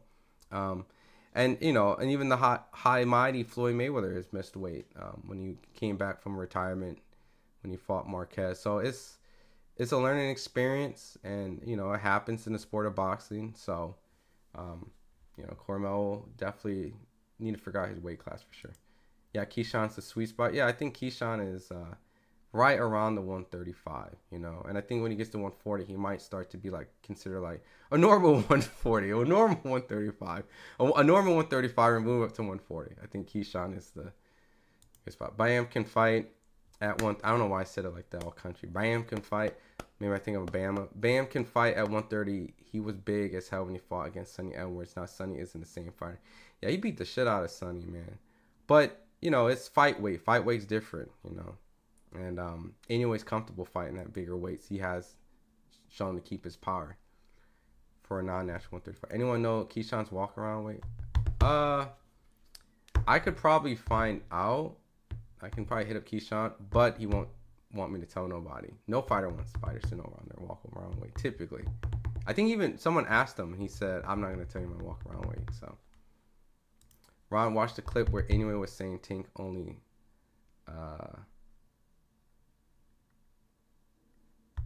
Watch the clip where Anyway was saying Tank. There's no clip, number FEUD Sports. Can you find me that clip? Can you find me that clip? Because I don't recall. The only clip that I remember seeing was a misleading headline where they used a Louis Neary talking point, and he was saying that Louis Neary only had power. So someone clipped that and then mislabeled it. And then I don't see that anymore. You got the clip? Can you bless me with the clip? Because I went out there, as you can see, and was like, I'm not 100% sure that's because if you have the clip or the title, because you won't be able to post the link, give me the title and I'll pull it up and see. Because I could probably debunk that, to be honest with you. I'm pretty sure it's about the Louis Neary.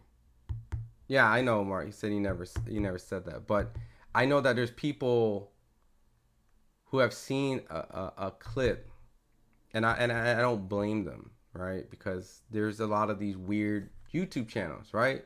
Like I showed it to a lot of people earlier, and I'm outing a channel out right here. This channel Fight Today makes fake titles, right?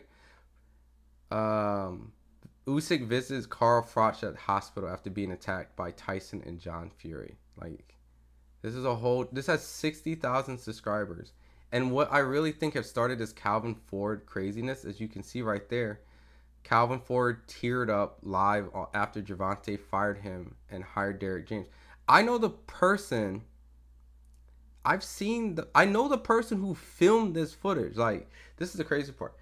The person who filmed him crying, and this has nothing to do with Tank at all. He's given a very deep, inspirational speech about his passion for, kids and things like that. I could get the raw footage from the actual person.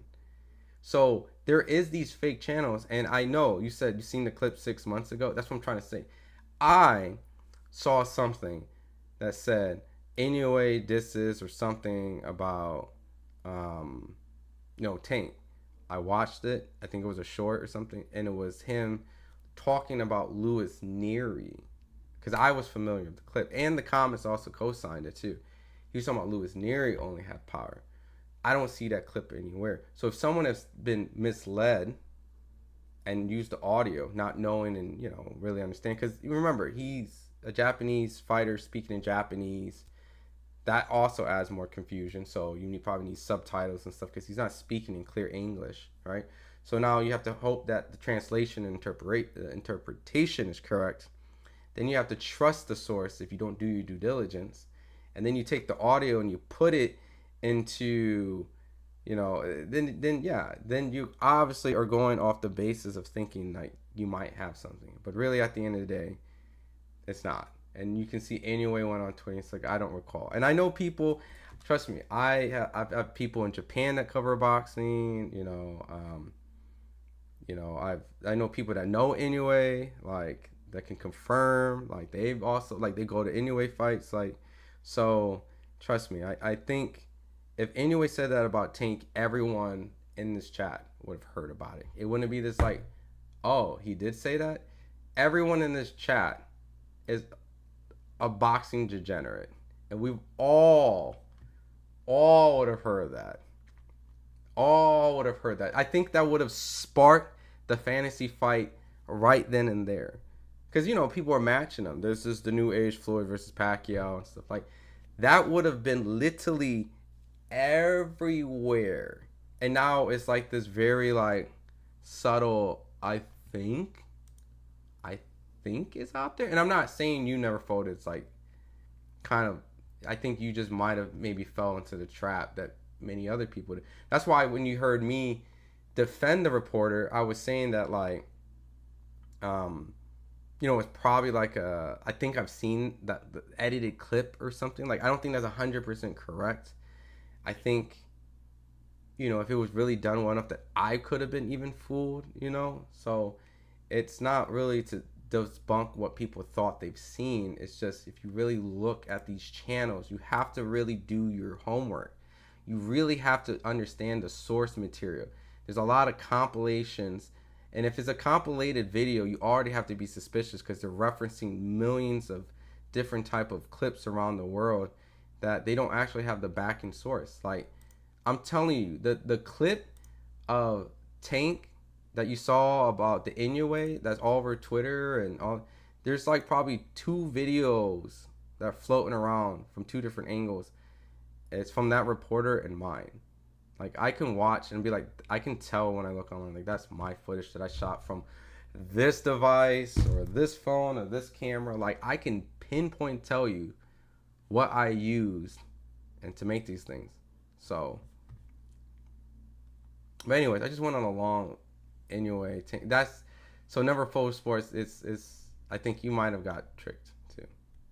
So a lot of fighters say certain things and then later want to backtrack and said they didn't. They forget social media. A lot of people do backtrack. Tank did an interview with Brian. Yeah, Tank. That's what I'm saying. Like Tank might have not remembered everything he said. You know, Tank has definitely multiple times have kind of mentioned. I mean, I think he even said like he had a 6-7 fight deal, and Shakur is one of them. You know what I mean? But at the end of the day, it's like a lot of it's just good talk. You know, it really doesn't really materialize until both teams come together, and you know, real legitimate attempts and paperwork is starting to pass around, and requests are starting to be brought up. So. It's not a weight bully if they're young.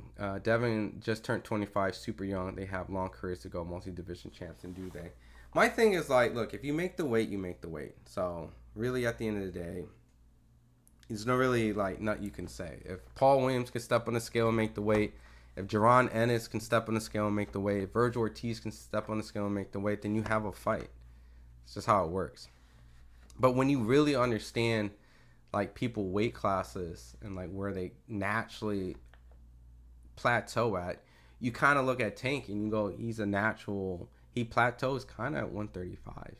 You know, I've seen 140 pounders, and 140 pounders, like Josh Taylor is a big 140 pounder. You know, I'm thinking like Teal is like a 140 pounder to me that could probably go to 147. You know, Ryan came and make 135. Like, that's clearly not a 135 pounder. You know, Devin's big. Devin's bigger than fucking Terrence, and Terrence is fighting at 154. You know, like I've seen Devin and Terrence next to each other. You know, with my own eyes. I've seen Devin and Josh Taylor next to each other with my own eyes. Like, you know, weight classes now have just been, can you make the weight or not? You know, but if you really want to like look at these guys, like a lot of these guys are in weight classes that either they moved up and they're small, or they're like shrunken down in their first weight class and eventually they move out of it.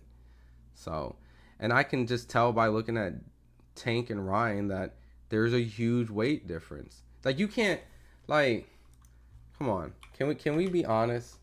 Like, by just looking at each other, do these two guys look like they're in, like, obviously they're cutting down at the weight, so yes, they're at the, but like, is Tank not smaller than Ryan? Like, is he just not smaller than Ryan by far? Like, am I tripping? Is Tank and Ryan identical in size and weight? Like, if you saw these two walking next to each other, you would have thought, hey, this guy looks exactly the same weight as this guy. No, you wouldn't. They just happen to be professionals to make the weight that they agree to. And Tank, I don't even think Tank can comfortably, like, even make 140. I don't think Tank makes 140 with struggles. You know? So you gotta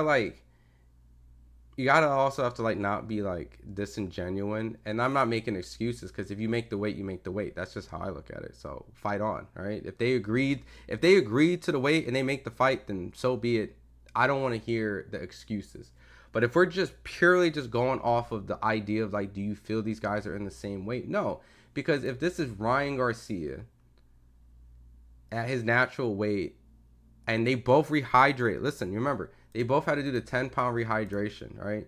If that's the case, then why does Ryan Garcia look like Michael Jackson right here, right? And this is the way to make it fair. This guy who came up from 126 is fighting a guy who can't even fucking make 140 anymore. Like, you know what Ryan Garcia looks like? This is what he looked like a couple weeks ago at the prep night. And like I said, I'm not over here saying like, oh, you know, making this. I'm not. You make the weight. Shut the fuck up. They agreed to it. It's not my place. But if you ask me, like, this dude Ryan is so. Does he look like the same guy in that Gervonta fight? No. He had to take a rehydration clause because he's big as shit and Tank is small compared to him.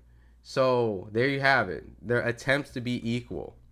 And it may not always work out. Just like I said, if Tank goes up and fights Devin at 140, it would be unfair for Tank. And if Devin goes down to 135, you can see, like, he would struggle.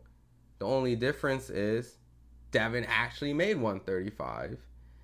You know, for a while, he was a 135 title champion, undisputed. So people feel at that point, well, so be it. Have at it. Ryan, which is this loopy guy that's all over the fucking place that can't even make weight, so you can't really hold him to a certain standard. Now, I know that Tank went up to 140 one time, and they were like, well, same. You could say the same with that. Tank went to 140, like Devin went down. So why can't it happen? Well, the difference is Tank said, fuck that, and went back down. And people still say that that's arguably Tank's best win, because, you know, people feel that Ryan, because he had rehydration limited, but Ryan and Mario are both guys that had essentially rehydration clauses because they were big as shit compared to him. So, you just gotta look at the sport and just be a little honest with yourself and just be like, yeah, they're just different weights for sure. They're completely two different weights that just found a way to try to make a weight. That's like me saying Jaron Ennis is a 140 pounder. He's not. Jaron Ennis is big as hell. Like, he makes 147 comfortable. It's not the fact that he struggles making 147. It's just when you compare him to other 147s, you're like, geez, this dude is big. Like Cody Crowley. Let me like. It's not even doing justice when I was at the press conference. Like Jerron looks big compared to Cody Crowley. Like I wish you guys were able to see the face off at the time. Like he just looks so much bigger. But they make the weight, so big homie and whip his ass. They got too big for Tank. And that's really what it comes down to. And it's just the unfortunate thing, right? Sometimes certain fights don't get made because natural, orders of life happens, and some of these guys outgrow the weight class. Tank is never going to outgrow 135. Like, I want you guys to think about that. Like, he's really not going to outgrow 135. And if he does, he's going to be like a bigger 140, or like a guy that just can't really make the 135 because, there's no way in hell Devin's going to make 145 at the age of 37. Like, you get what I'm saying? Like, so that's all I'm trying to do is just kind of keep a fair, honest perspective of these guys' weight classes. The only person that is rivals with Tank, and they can probably be rivals forever, is Shakur, because they're both guys that start at 126, went to 130. They both are probably big 126 pounders. Then went to 130, and now they're at 135. I think Shakur and Tank are like at that sweet spot where, they could probably be nemesis forever. So, Alex, so according to you let's criticize Kano, but turn a blind eye. I think got it. The Japanese kickboxer can box good. You talking about the one at Ryan's fight? That's what everyone says. Yo, and that's another case. Like, did you not see Ryan Garcia's opponent? Like, that's also like me saying like Ryan Garcia's opponent is the same size, and what is it, Ampo? Yeah.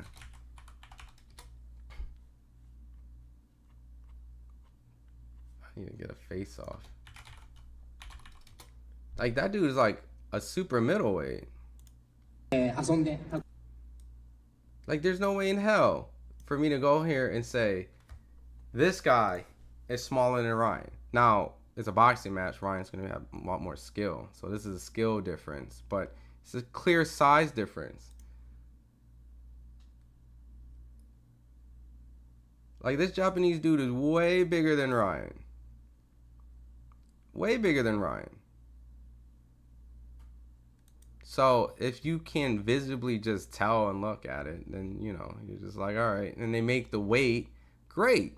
But if they agree to a certain weight that's smaller than his weight like this, and that's what he wants to do, so be it. But I can tell you right now that guy, without putting on effort, is way bigger than that guy. So it shouldn't be this difficult. It's just because Tank is one of the best guys at 135, and there's other good guys at 135 at the time, and they just happen to be bigger than him. So, yeah, he probably is 160 there. Timsy was one of the few guys who fought everyone, but might be damaged good now. He was getting ready to fight everybody. Unfortunately, right when he got to the mountaintop, yeah, he took 2 tough fights. A lot of fighters say certain things and then later want to backtrack and said they didn't. They forget everyone has social. Yeah, Tank. Yeah, I addressed that. Tank has backtracked. Devin has backtracked. Shakur has backtracked. Ryan has backtracked. Everyone has backtracked. So, like, if you want to keep it honest, you just want to support the guy that you support, and that's just how it is. Because if you want to say that this guy is the most consistent, and that's why I support him, I'm pretty sure I can find your favorite fighter and make them look like a jackass, just like how the other fighter is currently making himself look like a jackass, or whatever the case is. Trust me, it's not that hard. It's really not that hard. What I'm trying to do is just take how they feel now and try to explain in a logical perspective that they have. Because, like, these dudes don't, like, Tank ain't going to go out there and explain himself. Like, he's not going to go out there and write a whole essay, no. So, like, when I did the interview with Tank, it kind of was my way of trying to get you guys to understand, like, he isn't thinking about the belts. Like, one of the people he's watched and grow up watching is Mike Tyson. And we all seen Mike Tyson smack the belts and say, this means nothing. None of this means nothing to me. It's just garbage. And Tank sees that, and he takes and realizes, like, it's just trophies. At the end of the day, there's life beyond boxing. And for whatever the nerds and the Hall of Famers or whatever the fans or whatever try to categorize me, I'm content with what other people think of me. What I'm not content with is my money and my goals and my aspirations. And he's very transparent. So you backtrack a lot too. Last time you called me your main man on the live, and today you haven't addressed me as such. Listen. I think the chat could say that I've talked to you more than a lot of people in here. The man that goes behind Devin Haney. And look, I'm human too. Like, I admit that I probably would contradict, because people change in life.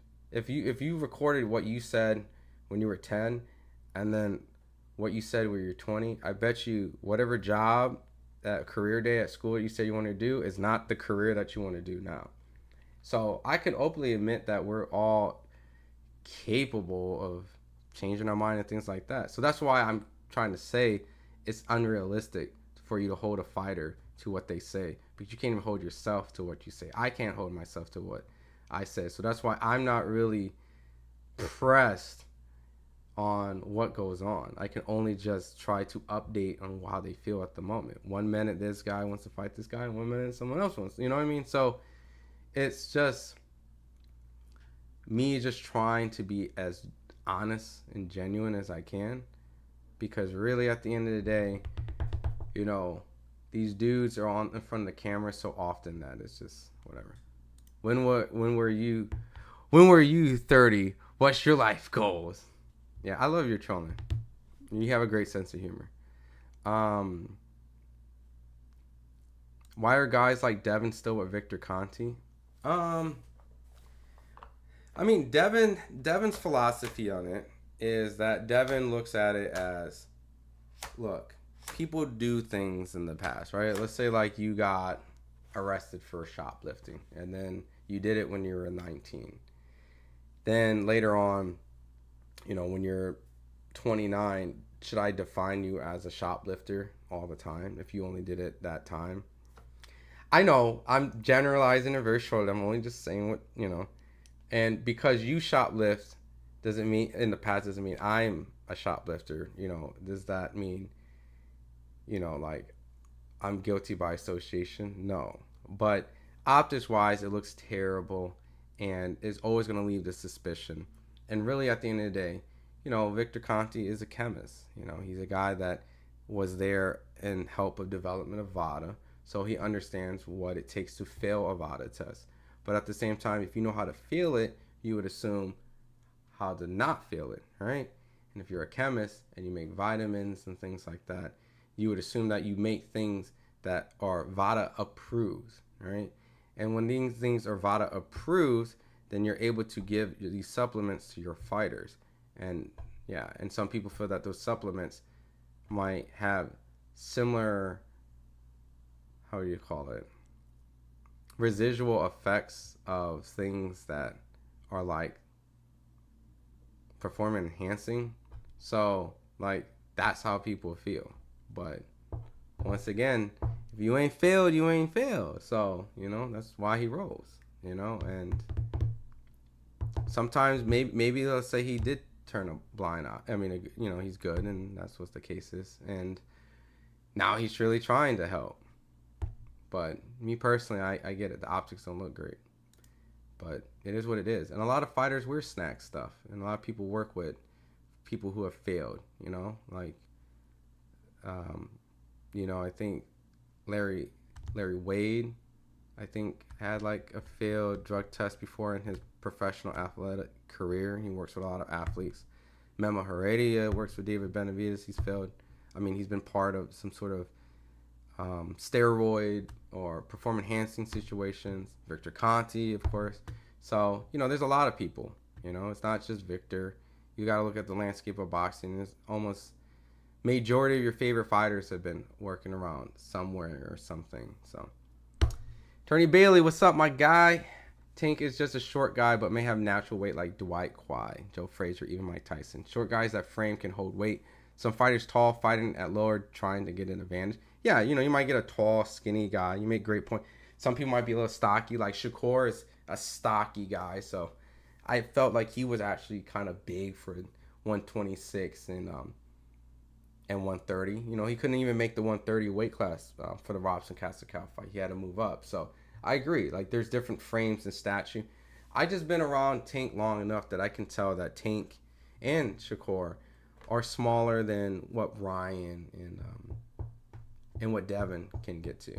You know, because I've seen these guys on their walk around weight. Like, I've seen them when they're not even training, you know, so I know what they look like. Some fighters try to stay around their weight for many years, but I've seen Devin, I've seen Ryan, I've seen these guys. I know what I've seen Shakur, I've seen all these guys, you know, most of these guys at their weight. So I can give you my honest opinion without, you know, having to pull up clips because I've seen them, you know. I'm around these guys pretty often, so. I'm saying no one cares about fighting Devin ever since he got beat by Ryan. That's why he's suing Ryan. They should just do a rematch, you know. But yeah, you know, a lot of people have. Apparently, also I want to apparently Bill Haney put out a tweet. I don't know how true this is. He's claiming. So now Oscar's talking about suing Ryan Garcia. Ryan turns around and files a lawsuit against me. Everybody has been screaming lawsuits are not part of the business, but here we are. Trolls keep pushing false narratives. And but I'm locked in, building champions and letting the truth speak for itself. Truth always wins. Team Haney. So I don't really know exactly what these lawsuits is. It sounds like Ryan has a counter suit, which I think some people might say is different than actually creating an actual lawsuit.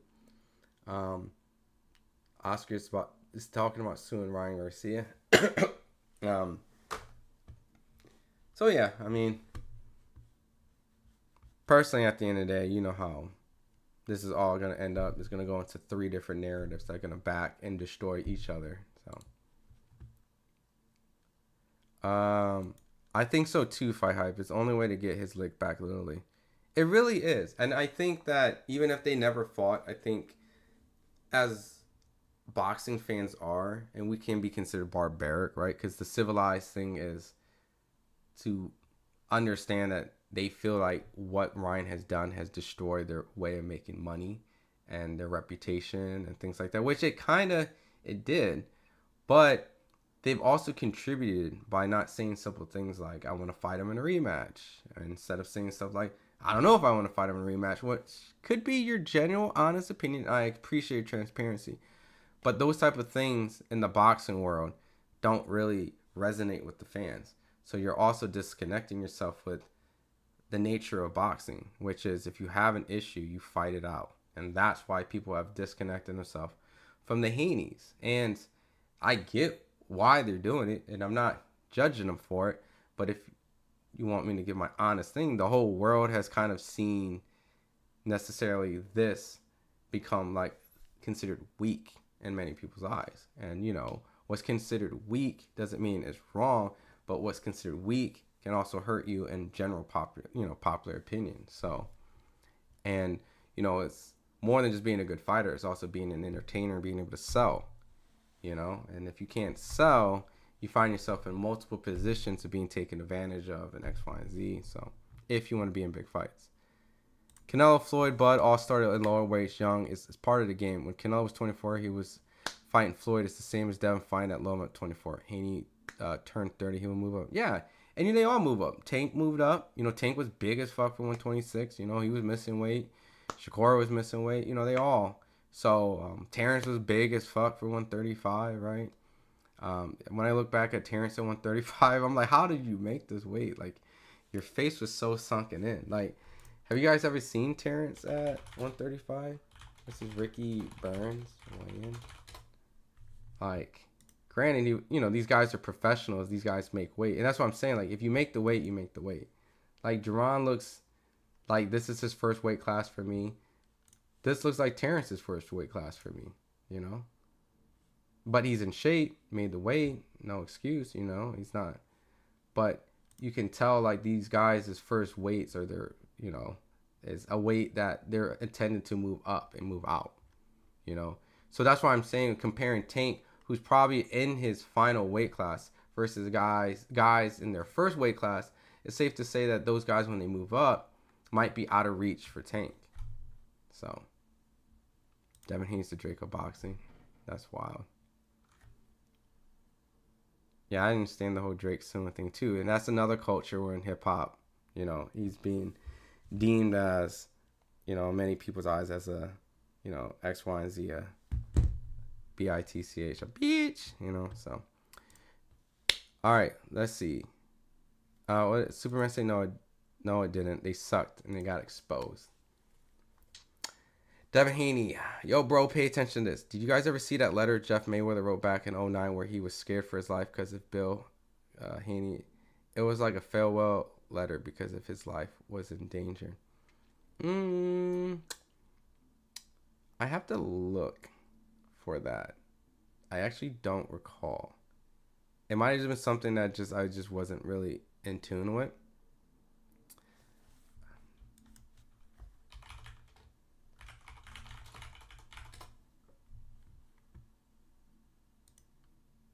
You know, what's actually funny is I could just probably just reach out to Jeff and I'll ask him. So, you know, instead of me like trying to go online, I'll just ask him. I'll just talk to Jeff. I can get in touch with Jeff. But it's interesting. I'm gonna bring that up. I'm like, yo, you got this crazy letter. Devin, the Kendrick of boxing. Tank is the Drake. And you talk about popularity, Vic Faze, yeah. Tank is from the streets like Kendrick. Devin's from suburbs like Drake. You guys are good. The Kendrick of boxing. The troll. You guys are stupid. All right. While I got you guys still here, I'm just gonna end with a couple more side notes, and then I'll let you guys be. I did confirm that Coach Calvin was there. Coach Kenny's in Puerto Rico, so we can stop with what's going on with that. We do have Richardson Hitchens versus Liam Paro tomorrow, so I'm gonna do a live watch party for that and for Oscar Valdez. Oscar Valdez and Navarrete and Robisi versus Ramirez. Espinoza. Why I say it? So I'm definitely interested in the fights going on tomorrow. We got a lot of great content. We got a lot of back and forth with Richardson Hitchens and Paro. If you have missed a lot of stuff with Tank, I got Lamont Roach's dad. I talked to him about the handshaking and stuff. We even got Canelo bossing up, and Canelo even talking about stuff about a potential Crawford fight. So we got a lot of good stuff. Like we even got Boyacek on the whole Virgil Majimov stuff. So we got a lot of good stuff up here. So definitely, like, if you guys haven't had a chance, you know, on a chill day, just go through this. There's a lot. And like I said earlier today too, I just interviewed David Morrell, so that just went up. Hey, $10 super chat, my boy Attorney Bailey, who's always blessing me, always blessing me. Hopefully you feel that the super chats have been going to good use for the places that I've been going with it. In the past, fighters fought off of masochism. I'm sorry, man, I'm illiterate. Made good fighters are beefing. I think you're talking about masculine. Okay. Oh, that's what just... I'm dead serious. I am illiterate. Okay. I can't even say it now. Anyways, made good fights off beefing in the suits. Made the money. And the fighters ended up broke. Sugar Ray and Joe Louis. Today, fighters have control. Fans complain. 1,000%. 1,000%. And we're just in a new era where fighters are just way more aware of that. And so, I think the UFC, you hear all the time, have compared back in the day boxing to now, but MMA will get there too. You see it. Francis Ngannou has left the UFC and went elsewhere to try to make bigger money in an organization and a league of fighters that no one really cares about. John Jones has uttered potentially of not fighting Aspinall when he's interested of a smaller guy of Alex Pereira. So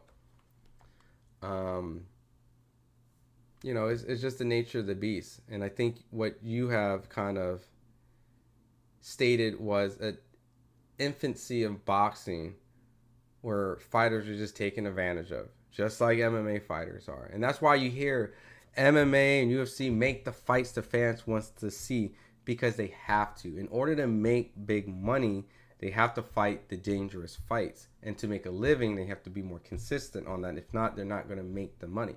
In boxing, they have learned how to capitalize on their popularity and then package that as an experience regardless of the opposition, versus it being these two guys have to fight each other for the experience to be that. No. Tank has created a fandom and popularity. I'm not even saying this like as if I don't cover Shakur, I don't cover Keyshawn, don't cover other. Keyshawn had an amazing homecoming fight. Like it was packed. Shakur, you go to Newark, it's going to do its thing. I skipped out going to the Wells Fargo Arena, Philly, but he packs it out. Andre Ward, when he fought in Oakland, he packed it out when I was around there. These guys are going to do these things where it makes sense. But when you are able to go everywhere where typically you won't really get the same results as a homecoming, Tank can do it in Atlanta. I've seen it with my eyes. He can do it in Barclays. In New York, I've seen it with my eyes. He can do it in LA. I've seen it with my eyes. He can do it in Vegas. I've seen it with my eyes. He can do it in his hometown of Baltimore. I've seen it with my eyes. He can do it in DC. I've seen it with my own eyes. He can do it in Texas. Like, the list goes on. And I can tell you, I have seen it. And based off the opposition that he's facing, many people criticize him for fighting guys that are relatively disinteresting to the hardcore boxing fans. And guess what? He don't care. The casual fans don't care, because he has learned how to capitalize on his popularity. And so when he finally comes to the table and fights someone who has popular like Ryan Garcia, he's done better than Ryan Garcia in the situation. So he can demand more, ask more, and it later becomes a big super fight.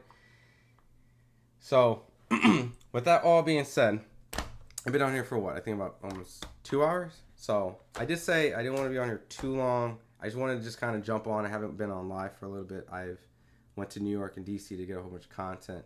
I will be live tomorrow to do some round by round coverage on the DAZN card of Richardson Hitchens and Liam Parra, or I should say Liam Parra, Richardson Hitchens, and then Navarrete versus Oscar Valdez and Espinoza versus Robisi. There's some really good fights tomorrow. Like, for legitimate boxing fans, you have to be able to take some time tomorrow and watch one of those fights. I think $5 super chat, Attorney Bailey back.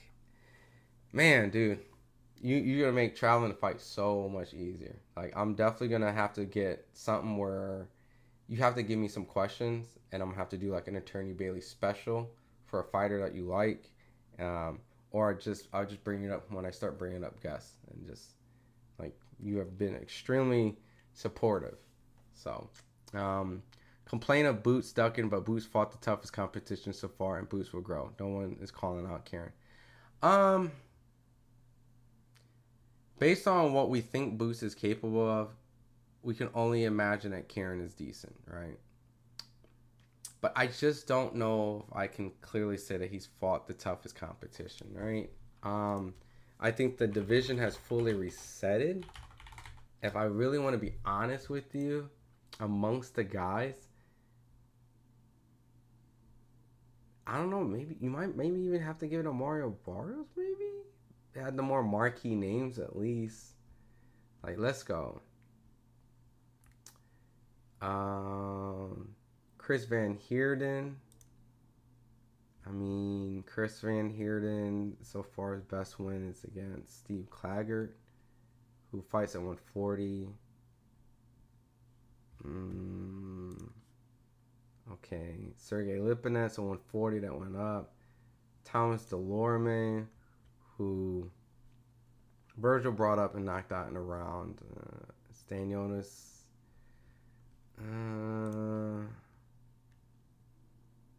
Christian Clayton. who had a draw with Lipinets. I thought he edged Lipinets, I think, but Karen, he was the IBF eliminator. Roman Villa, who got knocked out like 2 rounds after, or 3 rounds, which I know that it had residual effects from the Boots fight. I'm not going to discredit that. You know, and Rashidi Ellis, he did beat Rashidi Ellis, who beat Alexa Rocha, but Alexa Rocha lost to Stan Tillian.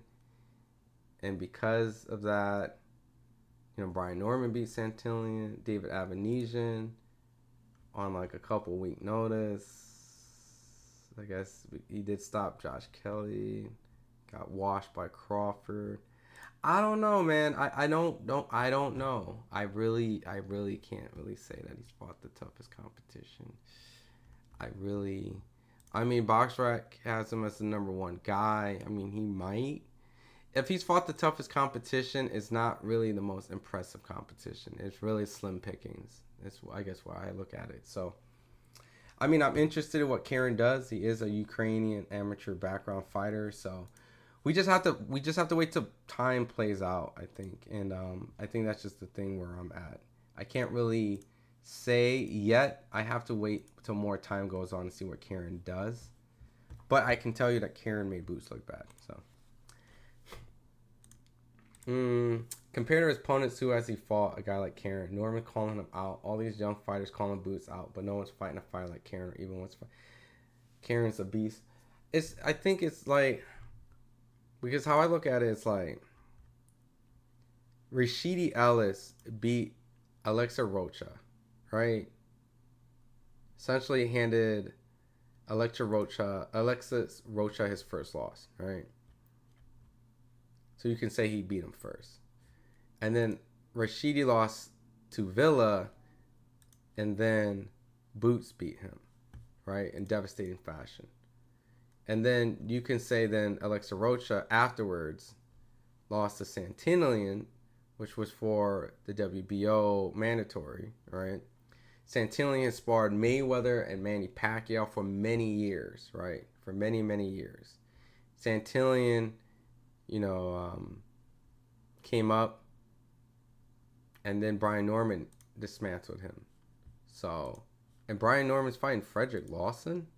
Shut the fuck Shut the fuck up. Wait, when did this happen?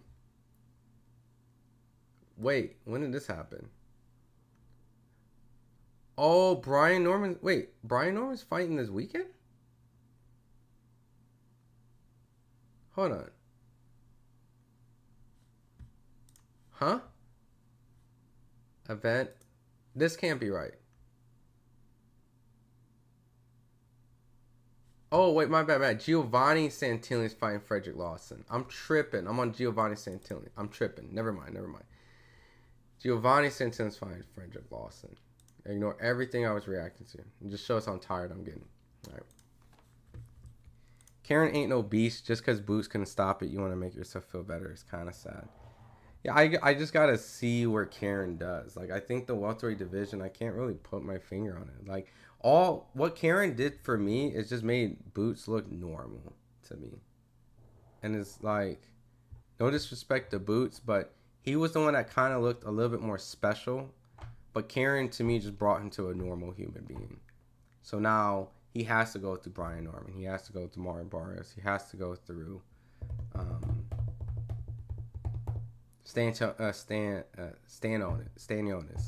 So really, I really think that's what Karen did. Karen just kind of killed the hype for me on Boots versus make me feel that Karen is the superior fighter. We'll see, maybe in the next 3-4 years, Karen can do a lot of damage, so 24 rounds with Boots and went the distance, stagger Boots, also Karen's the beast, no one's calling him out. I just think because there's no money behind Karen. I think Karen I know that his promoters put in money for the purse bid, but they weren't the ones promoting the fight. So in my opinion, I think what happened is Karen's people put money in that they didn't have, and then Matchroom foot the bill afterwards. Because it was a Matchroom promotion, because everyone said Eddie, he lost the purse bid, but how is it a Matchroom fight? See, there's so much shit that people don't even report on boxing. Like that's what's crazy to me. But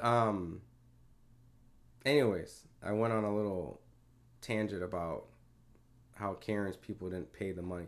Yeah, he ain't got no money. Like, why would Mario Barrios fight Karen? Why Brian Norman fight Karen? Why would Stan Jonas fight Karen? Like, what about Karen besides hardcore boxing fans is going to even be interested about it? Mario Barrios is better off fighting Conor Ben. Jerron's better off fighting Conor Ben. Stan Jonas is better off fighting Mario Barrios or Conor Ben. Brian Norman is better off fighting, like, you get what I'm saying? So I think that's just where my opinion is why no one's calling him out. I think if you're on the come up and you want to prove yourself, someone will call Karen out, because I think they're going to be desperate of trying to prove to themselves to get an opportunity. But if you are a person who already has opportunities, like if Brian Norman could call out Teofimo Lopez, like Teofimo Lopez is a way more money marketable fight than a lot of people. And Karen is not one. So I think it just comes to the fact that Karen just doesn't bring cachet. Don't hear Devin calling out Karen. If it's fight based on Haney's last performance, who you got? I know the Haneys. There's no way the Devins will fight Karen, not because necessarily he's a good fighter or a bad fighter. It's just they're looking for big money fights. They're better off looking for Mario Barrios. Even Blair Cobbs presents a better money opportunity because he just beat Broner than Karen, right? Like, it just has to come down to making sense. And so, and it says Blair will want Karen. And see, Blair is a person who wants to take an opportunity to get an opportunity, right? So that's what Karen is. Karen's a guy that someone wants to go through to get an opportunity. But if you're a guy that gets opportunities, you're not one of the, that's essentially going backwards. No one's calling Karen out because he ain't done nothing in boxing but lose to Boots. Karen stops Haney, but Haney has a glass jaw and stanky legs. And Devin started his career at 135, and he's going through a situation right now. So, fighters, watch the tape. Karen's good. I mean, I would like to say Karen he's not a bum is a better way. He's not a bum. He went up to IBF rankings. He's the mandatory not once but twice. He gave Boots a lot of fits. But like I said, this is my honest opinion. Karen just made Boots look ordinary versus Karen looked extraordinary, if that makes sense. It's the opposite. It brought Boots' stock down more than it brought Karen's stock up to Boots. I mean, they're almost equal footing. You know what I mean? Boots essentially washed him the first time because he didn't engage. In the second fight, Boots has strangely feel like digressed as a fighter. Something's going on over there. Something is not working out. Something just ain't working out over there. They won't admit it. They won't say it. But something ain't working out over there, and they need to figure it out. It's apparent. Boots looked unbelievably tired in those last 3 rounds. So Tito Trinidad was just like Karen, unheard of, beat the Tin Man, and Trinidad kept fighting. Trinidad got popular.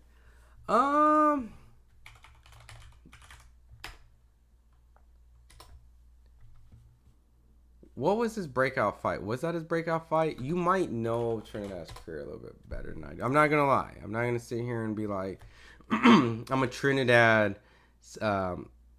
specialist, right? So he fought Maurice Blocker, right? So he came up. He fought a whole bunch of nobodies. Let's pull up Maurice Blocker, right? Because in this position is the IBF welterweight champion, right? Maurice Blocker.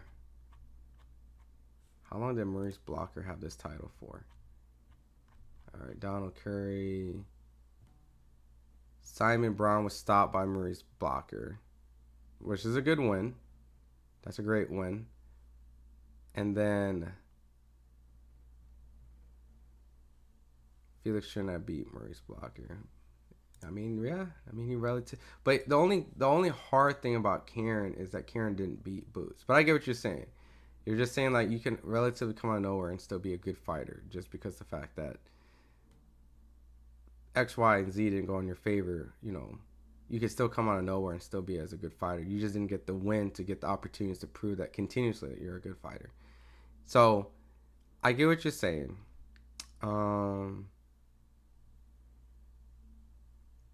Yeah.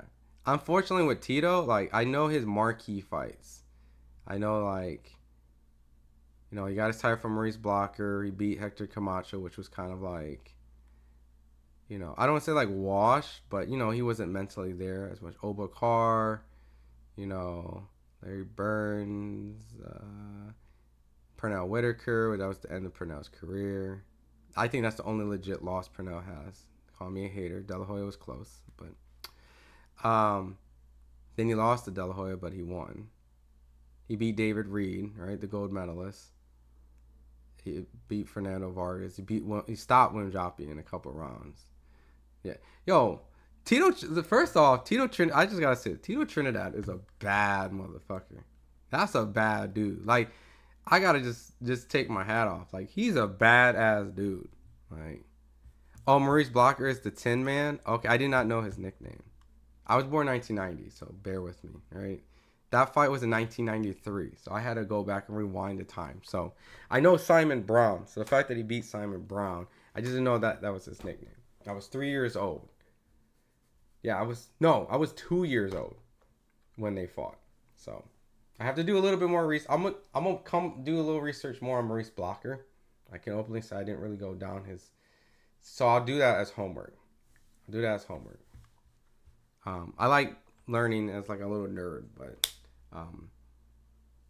I didn't know that was his nickname. Yo, bro, I don't appreciate you saying you know my family and say we won't fight Karen. We'll fight Karen tomorrow and I'll sue him the next day. Boy, I love the fact that you're such a big troll. Like, you know, I know the Heenies like very well, like Devin and Bill and all of them. Like, Boots did good his last fight. That was a hard fight. Look, I think it's a hard fight, but there was he didn't do like, all right. How would I say this I'm not saying Kieran is a terrible fighter, right? And we're living in hindsight now that he did well against Boots, but we're not living in hindsight and what happens at the end of the career. What I'm saying is, you can see Boots's fighting. I guess it's a matter of opinion. I just think Boots has digressed. Like, I've covered Boots for a very long time. Like, if you go watch on FightHype, like, I was one of the, if not the first, I was the first person to go on Boots' camp, watch him, build him up, like, a whole bunch of stuff. Like, I have covered him for a very long time. The things that I saw in that fight lets me feel like there's more than just Karen was an opponent that did pretty well. I think there was a lot of stuff that Boots just didn't do well. I mean, you can clearly see he relied on his athleticism. He didn't work on his fundamentals and his defense. Somewhere along the way of training camp, you know, he ended up getting tired in that fight. You know, so strength and conditioning wise probably wasn't great. Maybe he was feeling himself a little bit too much. I don't know. Just, it's not the Boots that I expected. So I felt like Boots fought to the competition of Karen, and that's what that fight became, a very tough fight. And it was a hard fight. Tito faced a monster punch in Yori Boy Campus at a young age, also beat Hector Camacho. Yeah, I mean, dude, Tito is a beast, bro. Like, Tito Trinidad was a beast with his loaded gloves, Margarito 2.0. Yo, I heard about that, too. What's up with that? That was also before my time of covering, right? And you know what's funny about the Trinidad stuff? That's only on message boards now. Or it was only, like, lived on message boards, right? What message boards? I think, was it like boxing scene message boards? Felix Trinidad had uncanny pop. What were the rumors about loaded gloves? His shot looked like they were effing hurting, man. Like they had people contemplating their careers when they were on the canvas. Let's go down the memory lane before I leave. He didn't have that Julian Jackson lights outside to side power, but his precision was such that all force went into the guys' heads and bodies. Effing punishing. Can someone tell me more about the loaded gloves room? It was his hand wraps. It was the same controversy Canelo had with Triple G a few years back. He was stacking his wraps before a Hopkins fight and got called out by Hopkins' team. The New York Athletic State Commission made Trinidad re-wrap. Since then, a lot of Trinidad opponents have cried foul. The assumption is always he stacked hand wraps and never called out until the Hopkins fight. To be fair, Trinidad, it is legal to stack wraps in certain places, including Nevada, and this is true. That was when Fulton team was accusing Inoue of hand wrapping a certain way, and you can wrap that way in Vegas. Terrence had his hand wrap that way in Vegas, and a lot of fighters do. So, but that's unfortunate thing about boxing, that there's no uniform across the board. Some places allow you to put gauze and tape a certain way, and then they do it the other way. So, since then, allowed Trinidad. Okay, every state has their own rules and regulations. How come no one made him rewrap before? I'm sure Oscar was paying close attention. Plus, has anyone met Trinidad before? The size of his hands and knuckles are effing, our knuckles are fucked. I guess he's not just hitting you with a jaw; your whole face is fucked. Hand wrapping controversy aside, Trinidad loaded up his left hook more than you'll see most fighters do. Tito had natural power, yeah. So crazy, man. Trinidad versus Vargas was the first ever pay-per-view I remember. Was born in '92. Yo, what up, Navarrete? Yo, I remember watching that fight. When did that fight happen? I don't even remember watching the fight live. I do remember watching it when online was having videos, and I remember downloading it and watching it. I was just still like, bro, this is one of the craziest fights I've ever watched as a kid. I don't think I watched it live as a kid. I don't have a memory of it. That hit in 2000, so I was about 10. So I'm trying, did I watch the rerun? Because back in the day, what up, Khan? Happy Friday. That's true, he slowed down a bit. It's hard for me to tell because fights were on pay-per-view, and if you didn't watch on pay-per-view, the next week they re-aired it, right? So I watched the fight. A lot of fights re-aired on HBO the following week, and I'm just trying to think: did I watch it live, or did I watch it re-aired, or did I just watch it online? Because I was I had internet at 7, so I was. But I don't think I was downloading videos at 10, so I had to rewatched it first on HBO, and then I must have downloaded it later and watched it again. Either or, Trinidad Vargas, boy. Vargas arguably was on his way of knocking out Tito Trinidad. Even now, it's insane at what his potential was at the age he was. That if he was moved a little bit better. I know that he later failed his drug test against Oscar De La Hoya, and a lot of people, can speculate from that point on. But without the failed drug test, at the age and the maturity that he was at, if you gave him more time, I think he would have had a better chance against all these guys. He was the youngest, super middleweight, or junior welterweight, youngest junior welterweight. So incredible stuff. Tito versus Bernard is one of my favorite fights. The execution really excited. Executed a value with that right hand. That I did watch live, and I always wish I was able to go back in time. I've covered a lot of big fights, but some of the events that I covered in Madison Square Garden, I can only imagine what Tito Trinidad and Bernard Hopkins was at MSG. What, post 9/11? Post 9/11 in New York. A place packed with New York Ricans and Puerto Ricans after Bernard went to Puerto Rico and threw the flag on the ground. And you got a Philly-born fighter, a guy who's right near New York. So Philly was in the building, New York was in the building, Puerto Rico was in the building. And I heard that place was, and it was very New York after 9/11 was very patriotic. That place, I hear all the time, was unmatched of what a crowd was. After it's done, I'm gonna all watch the ring walks of that shit. That. The closest experience I probably had at Madison Square Garden that had something probably intense like that was when Andy Ruiz knocked out Anthony Joshua.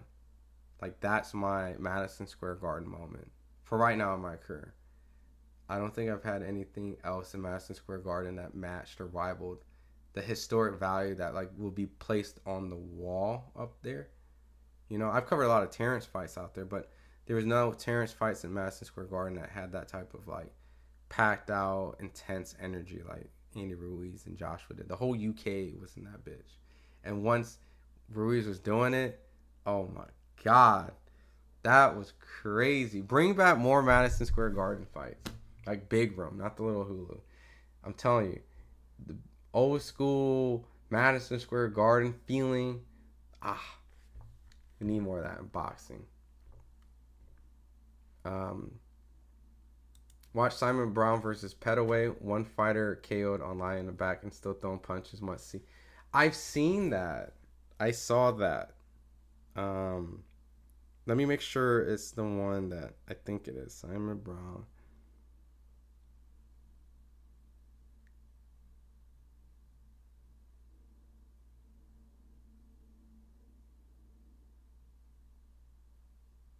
Yeah, I saw that fight. Not live, but I've seen highlights of it. Cause that was in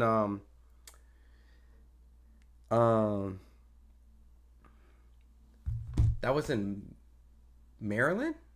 Cause I think I saw Vincent Petaway at a Gervonta Tank Davis fight. I think I met Vincent Petaway briefly, not like an interview, nothing, but they did a whole thing about him because Tank from Maryland. Oh yeah, that fight, Simon Brown was like stunned badly when Petaway. That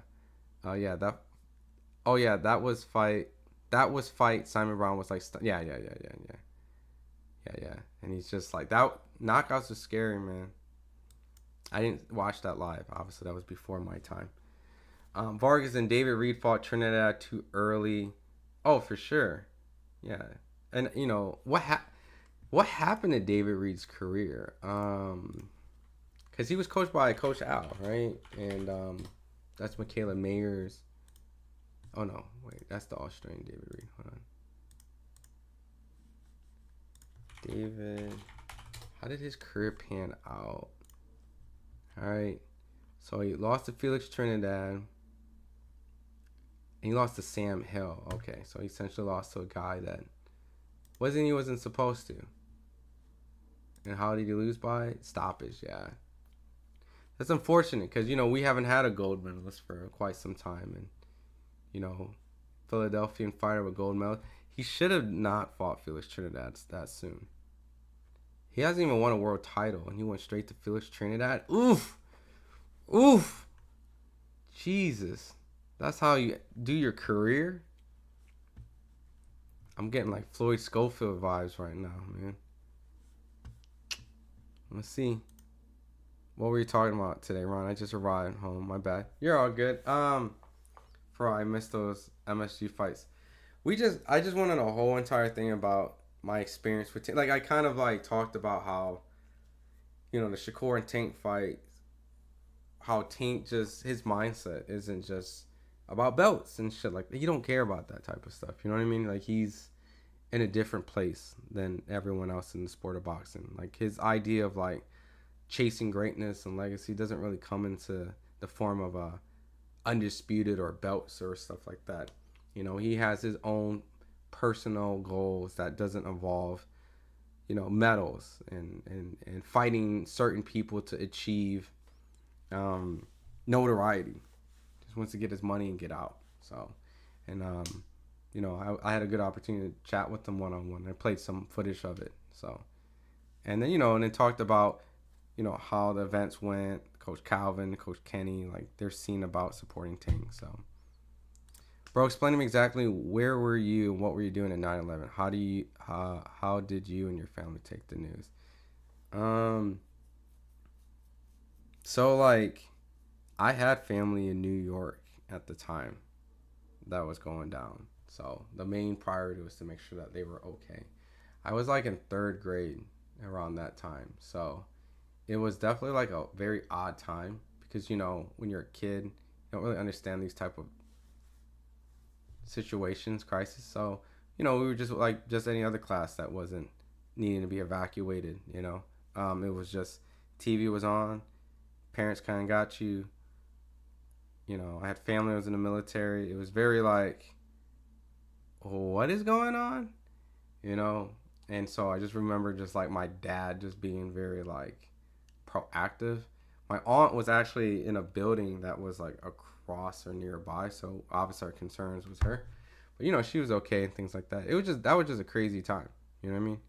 And just being in third grade, you just fed with whatever information was out there. So whatever was out there, you kind of just believed, and you know, you're just like, hey, we got a terrorist attack, and we got to be careful, and X, Y, and Z, and you know, and I had some friends that was Middle Eastern. I didn't take it anywhere. I didn't judge them or nothing like that, but I just knew that there was pressure on them, you know. So it was a bad time, you know. For me, Fernando was put in a hornet's nest way too early. In fact, he got the Trinidad Oscar fight so early in his career. Yeah, even the Shane Mosley fight was just kind of ugly to see. Him just. David Rue was also unlucky, especially Trinidad and Budan. Yeah, it's just I didn't remember. Like I just remember David Rue was his gold medalist, coached by Coach Al, came through, and then he got cooked by Felix Trinidad. You know, he didn't get stopped, but still, and then, yeah, it just ended right there. It's just very unfortunate. Hey, my boy, man, you must have like a money printer, bro. I always appreciate the support. Those are examples of why young fighters should be managed properly. Schofield, Norman, both fathers watched Vargas and Reed. Why not learn from that? Yeah, I mean, you can see Norman is kind of positioned his son in a way where it kind of has to be very lucrative, right? That's why he was asking for $2 million from Eddie Hearn to make sure that his son was taken care of financially in case things don't work out. And Schofield, obviously, they posted that, you know, what it feels like to make your first million, so they're paid handsomely. But I know that Shakur isn't labeled as a puncher, but you know, he's a guy that's pretty accurate, and if he's pretty precise, he can fuck you up. So it's boxing, you know what I mean? And Norman's had some very close calls in some of his fights, especially the fight before Santillan. So, but history repeats itself. That's why I can never knock someone like Tank who doesn't scream I'm the greatest boxer of all time. Like he doesn't scream those type of things. He's very transparent, and he speaks on the fact that you know, like where his interest is not about, you know, I want to fight Shakur and I want all these type of things at the moment. Like where he's at in the moment, it's just let me get my bag and get out. That's just how he feels. He's kind of so. The way Tank talks to the crowd shows he cares. He don't go after belts because it's higher competitions he's been fighting. Yeah, I mean, I'm not really going to sit here and say, like, these guys is competitions. You know, like, I think the person who's kind of garnished, if there's notoriety when it comes to belts and stuff like that. Like, Tio is the one that kind of has the wins, right? Like, Lomachenko first amongst, you know, between him and Devin. Then you got Josh Taylor. So, like, but financially, you can see, like, he's the one that's not in the best situation, in my opinion. You can see him stressing about trying to make big fights and not making the most money and X, Y, and Z. So you kind of look at it like, do you become the guy who fights the competition that's suited for you, right? And what I mean by that is like he's a 126 pounder, 1 to 130, 1 to 135, and he fought, you know, essentially 140 pounders. Mario Bar's a 147 champion, whatever you want to say it. You know, his resume is this or that. He didn't fight Lomachenko, right?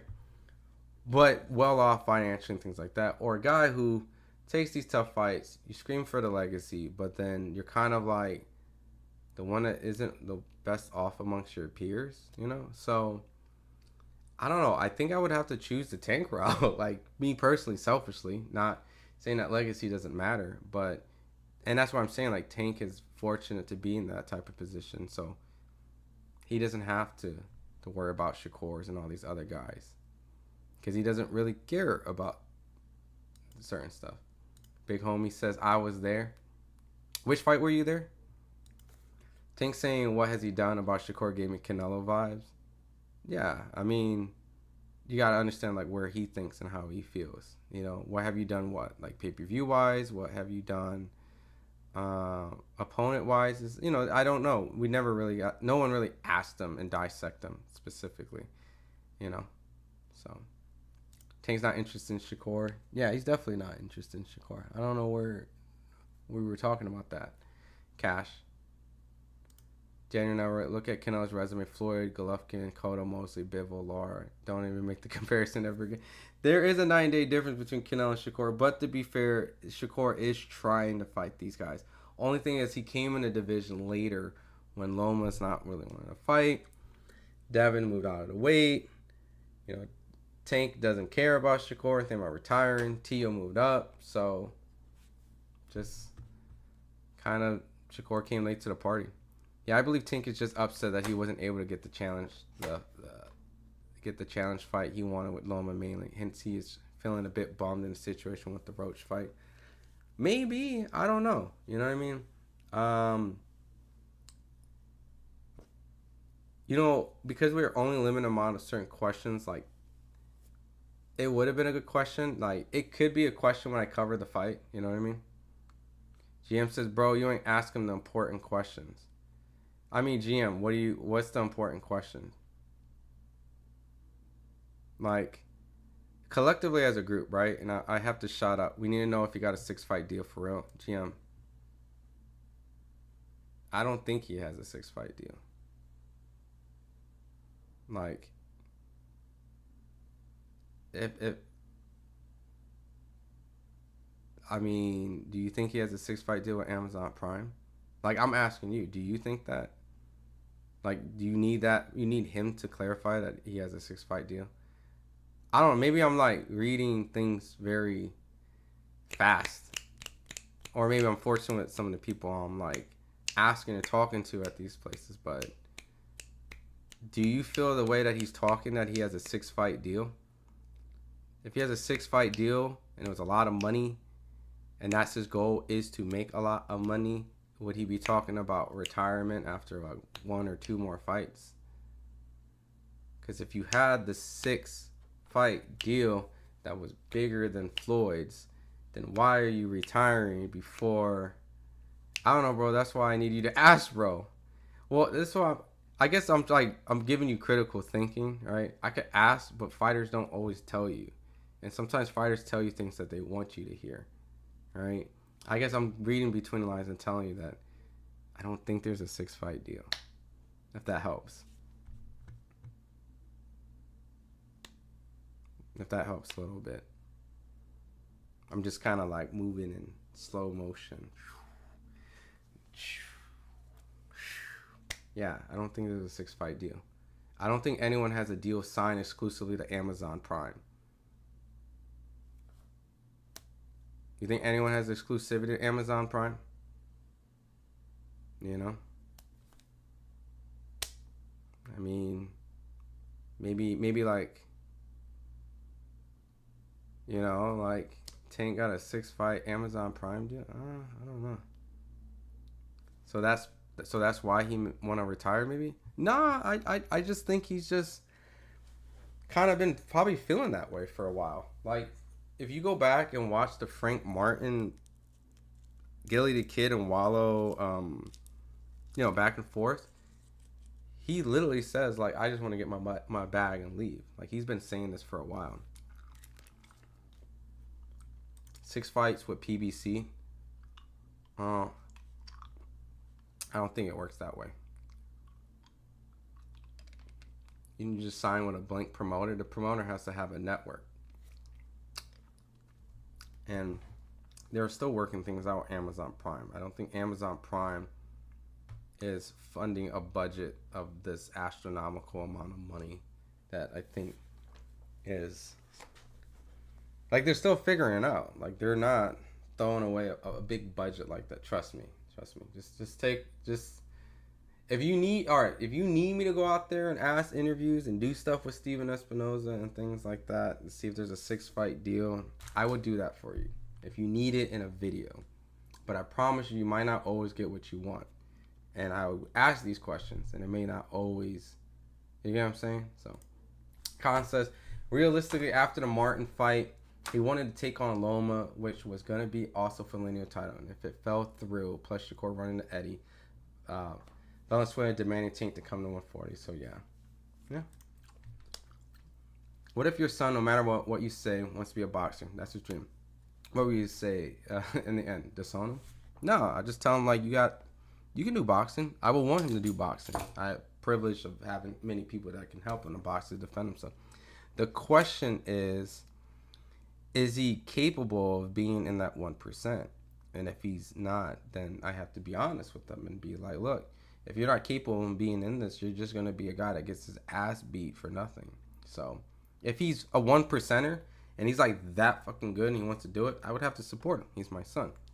But if he's not that good, I'm going to have to like also be a father and be like, you can't just be in this sport if you're ass. You're going to get fucked up.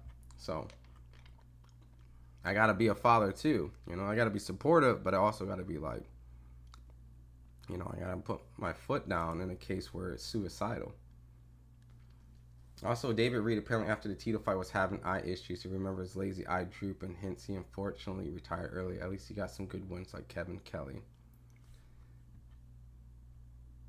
He did fight Kevin Kelly. But that's not the Kevin Kelly of the smaller weight class. I'm like, you fought Kevin Kelly? That's the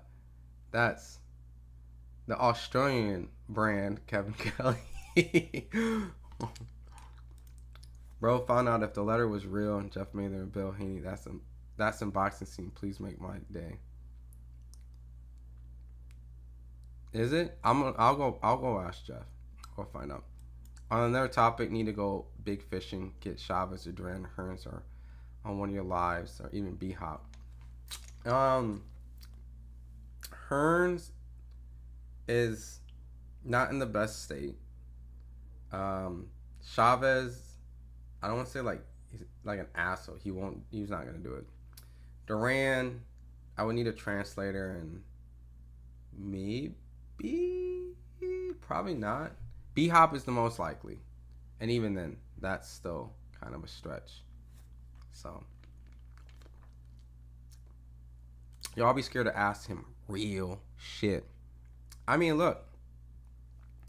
If you want, I'll get you a credential and see how you handle out there. See you hold one of these and see how you do. Press me. I'm gonna get you a job. All right. It's not the fact that no one's scared to ask them real shit. It's just like sometimes it's like one, people are always gonna ask questions. Two, just because like you go up there and there's a person sitting there, you think like, all right, it's a free for all lunch buffet. Cook them, make them look stupid, do all these type of stuff. Like you also gotta like look at the fighter and understand where they're coming from. I understand where Tank's coming from. Why am I gonna be in a position of acting ignorant is what I'm trying to say. Now, there's other people that are curious about certain questions, right? But like, what is the real, like what, for me, I'm trying to understand his mindset and get that across more than trying to go, you ain't fighting Shakur Stevenson. What's up, man? You scared of him? You little bitch. Like, it don't work that way. Like, there is a level of understanding that I understand that Tank is not entertaining that. Like, he's talking about retiring, getting his bag. He might want to do a Ryan Garcia fight or something, get out. If that's true, then understand that we might not get a Shakur Stevenson fight ever. And if that's where his direction's at, by asking him constant questions like that, it's really kind of annoying in a sense. Not just for him, but also me too, you know?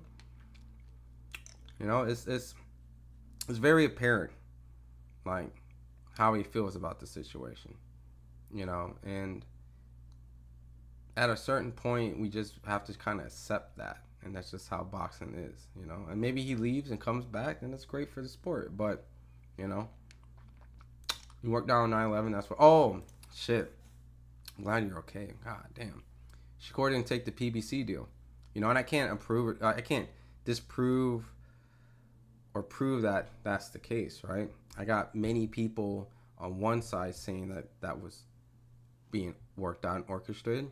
And I got many people on the other side saying that that shit was all cap and lies. So, unfortunately, I can't really disprove, but I'm hearing both sides.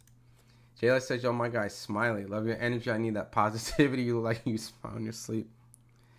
Yeah, I get a lot of trouble for smiling at times I'm not supposed to. And it's just my face. So, but I appreciate it, man. Yep, Alex, I'm still live. I'm going to be getting off, like I said, a long time ago. But it's hard when you guys are here and want to chat. And, you know, you guys are here to want to chat with me. So I want to. Canelo resume narrative only gets brought up because the world knows he's ducking one fighter. Stop shining them old trophies. Boxing always moves the goalposts. You know that. 1 minute you beat this guy, we want more, right? Shakur is a difficult fight for Davis. I believe so. That's definitely not an easy fight. I don't think that's an easy fight. I think Tank should be favored in the fight, but I don't think that's an easy fight. You know, that's why it's a fight that everybody wants to see, because we really don't know until we see it. Oh, trophy. So according to you, it doesn't mean yes. Keyshawn walk around weight is 155. I don't know. I'm actually really bad at measuring walk around weights. I'm not just saying that as like a protection thing. He's like,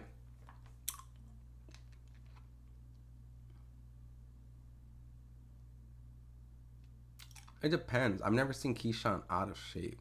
You get what I'm saying? So like, every time I've seen Keyshawn, he's always been like in shape. So I don't know essentially his true walk around weight outside of that. So he's always been like in solid shape. So maybe that's his walk around solid weight, maybe? I don't know. Is that what he said? That ain't what he's saying. Last fight he said he wants Shakur and Devin first. Things change, you know? That's like the unfortunate thing. We can't hold him accountable because he's entitled to change his opinion. And everyone has played the role of a hypocrite. So let's forget all Floyd Mayweather 50 opponents. Let's only remember he ducked one fighter, Paul Williams. Going by the narrative, Paul Williams himself said Floyd didn't duck him. Paul Williams even said himself he didn't duck him. So, and Paul was going to fight Canelo. That's what I wanted to see.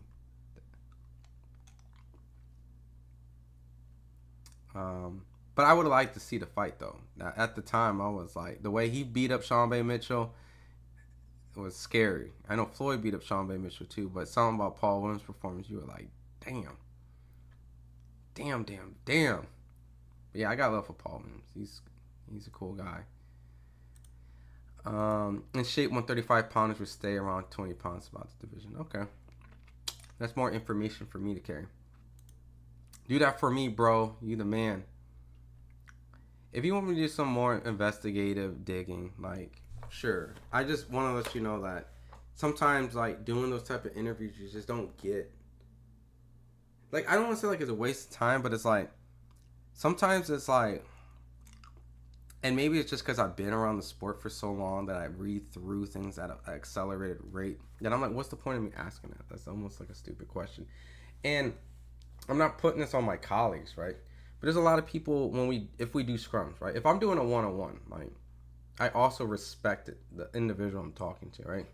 I don't like take a side and like stamp it and run it into the person and like campaign, right? I try to understand what that person's mindset and perspective is, and I try to extract that out more than try to push a fan agenda on them. Like, why don't you fight this guy? So,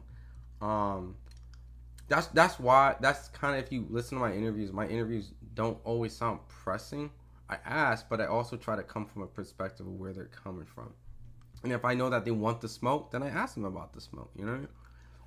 So, but it's an art. You know, I'm not perfect, and you can criticize, but I'll try my best. Jay Likes the Fish says, I'm not paying for Lamont Tank, even though it's NYC where I live already. I know who's going to win. You don't want to pay to see who he's going to announce?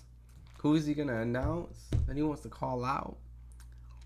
I'm going to say that on a Saturday night, it's a cool card. You know what I mean? It's not the greatest card. It's a cool card. You know. David's literally a little Mayweather. He's not gonna retire. He's gonna stay robbing us with his little competition. You know what's crazy?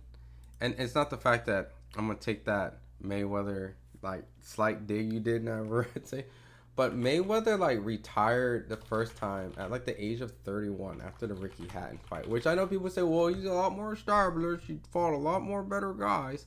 Yes, I do agree. I'm not comparing that, but I think he retired like what? It was 2007. He did a little retirement spill, right? Floyd Mayweather's age in 2007. Floyd was 30 years old when he initially did his first retirement. You get what I'm going with this? So Tank is what? 30? They said 30-year-old prospect, just people clown him. Floyd did his first retirement at 30. So maybe there might be some deja vu going on. I mean, he is, you know, a person who has taken a lot of advice and stuff from Floyd, which I know people spoke on that Floyd retired to get out of an Oscar De La required rematch, you know, and expire that. But, you know, it just, history repeats itself. So that's a little fun fact that maybe you guys can take with you, that if Tank really does retire, it would be kind of something similar of age. Do you think Lamont Roach is going to put up a tough fight? I picked Tank to win. You know, I haven't really visualized the fight itself. I know Tank's a slow starter, so I don't know how it's going to be perceived. I think it's going to be better than Frank Martin. I say that because of the experience, right? So, and Tank's told me that he thought that Frank Martin has sneaky pop, so he's going to be very cautious. You know, he's going to actually be wary versus just kind of no respect, high guard, you know. And Tank's sparred Frank Martin before too, so it's not like he wasn't aware. You know, he kind of had his own game plan. So, bro, if your son wants to be a boxer, just don't do what Floyd Scofield did with his son, making him spar without headgear. Nah, bro, I'm not doing that. That's wild. Don't need to troll in real life. Shit is dead. Can you ask him how he feels about business of boxing at his star level? He kind of hinted to it. Like, he doesn't care for it. Like, he's multiple times has mentioned, like he doesn't care for it. Like, he just wants to get his money and get in and get out. Like, you know what I mean? Like, that's kind of like his whole entire perspective about all of this. It's just like all right, for some of the new people that came here, I'm gonna play like a part of this interview I did with Tank, and it gives you a little bit of insight, because like I said, I'm not here to shove a fandom narrative, because my fandom narrative is your guys. Would you fight Shakur? Why wouldn't you fight Shakur? He's kind of already addressed it. He doesn't feel like he's at a worthy level of him getting a fight. Regardless if you agree to it or not, you can't force the guy. So it's a kind of a waste of time. He's not interested. Sleep, you know, until it opens up. Yeah. You know, and you know, and this, you know, I'm not saying from the mentality of boxing, but just the fact that in your life, you know, Mike Tyson used to always say stuff like, not greatness isn't always goodness. Is that kind of where you're at a little bit? That you're chasing the goodness, essentially, and that's your essential greatness of all of this when you talk about retirement and stuff like that? Is I'm chasing greatness? Well, no, you're chasing the goodness. Oh, like, yeah, like, yeah. over this greatness that people speak for of. sure, yeah. Yeah, that's another person that I seen, like he was chasing something, and once he got it, he was like, what the like, you know? That didn't really mean nothing. You know, his kids was older and things like that. Like he mainly needed the money, you know? So I feel as though like that's what people was like behind him and telling him like, to become a champion, you gotta become undisputed and things like that. But once he got it, he like basically like, what the hell?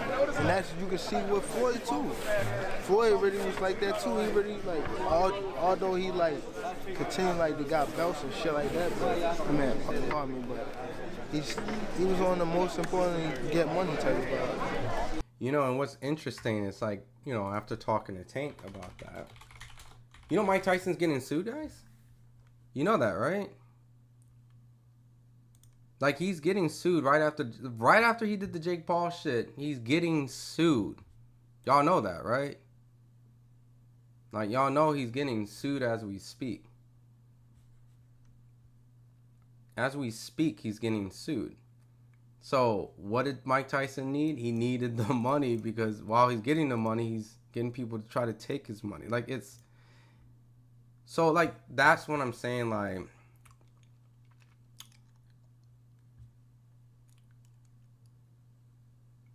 I'm going to speed through the comments. I see a lot of stuff in. But, you kind of get what I'm saying, like... To give you guys a little bit of idea of, like... I'm not saying I'm special, but it's like...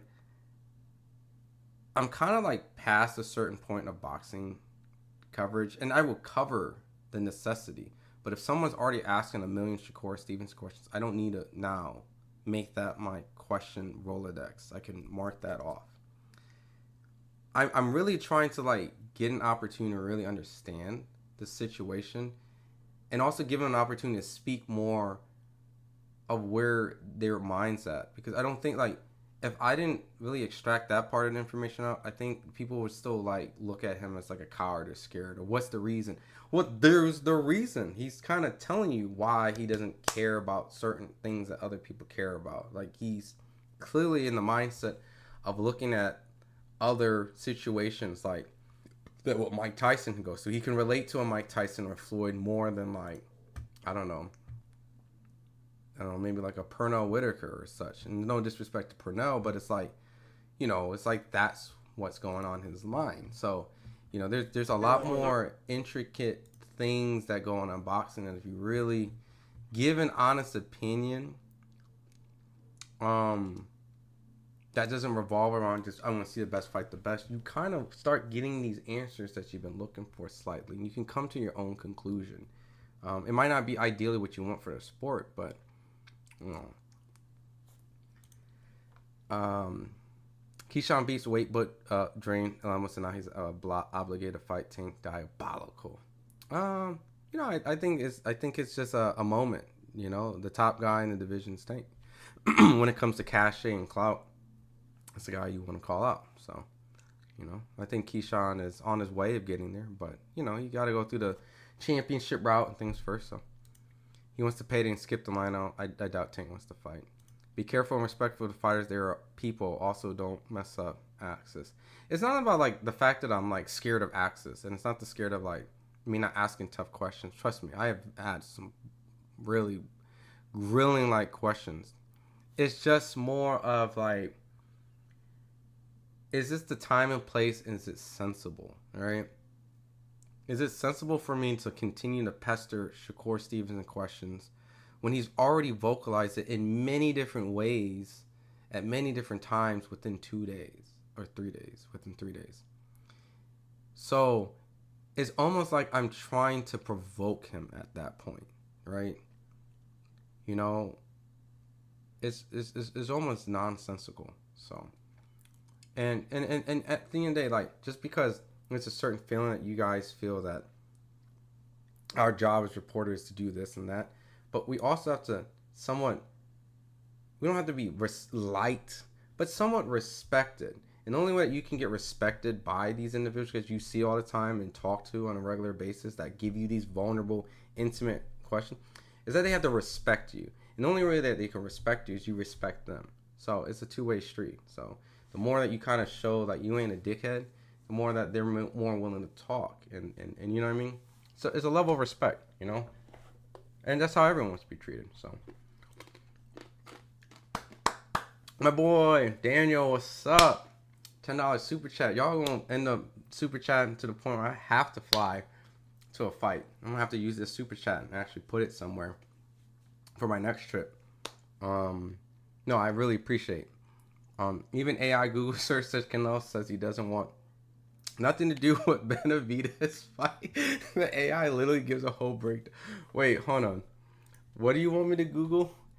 Canelo says he... What'd you even type in to even get this? Canelo... We just typed in Canelo? David Benavidez? What?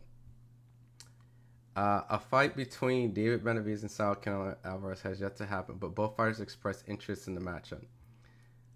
Benavidez has said he wants to fight Alvarez, and he's willing to return to super middleweight for the fight. He's also said that he's disappointed that Alvarez hasn't given him a shot at 168-pound title.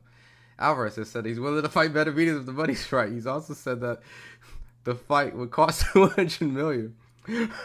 Yo, AI is hilarious, man. That is hilarious just to be able to AI. How do you AI what you put? You probably put some diabolical knowing you. You put something crazy in there. Let's not make an excuse for Lemos being weight drained. Canelo was weight drained when he sent Ugulo to the ER. Broner was weight drained when he whooped Eloy Perez. Stop the excuses.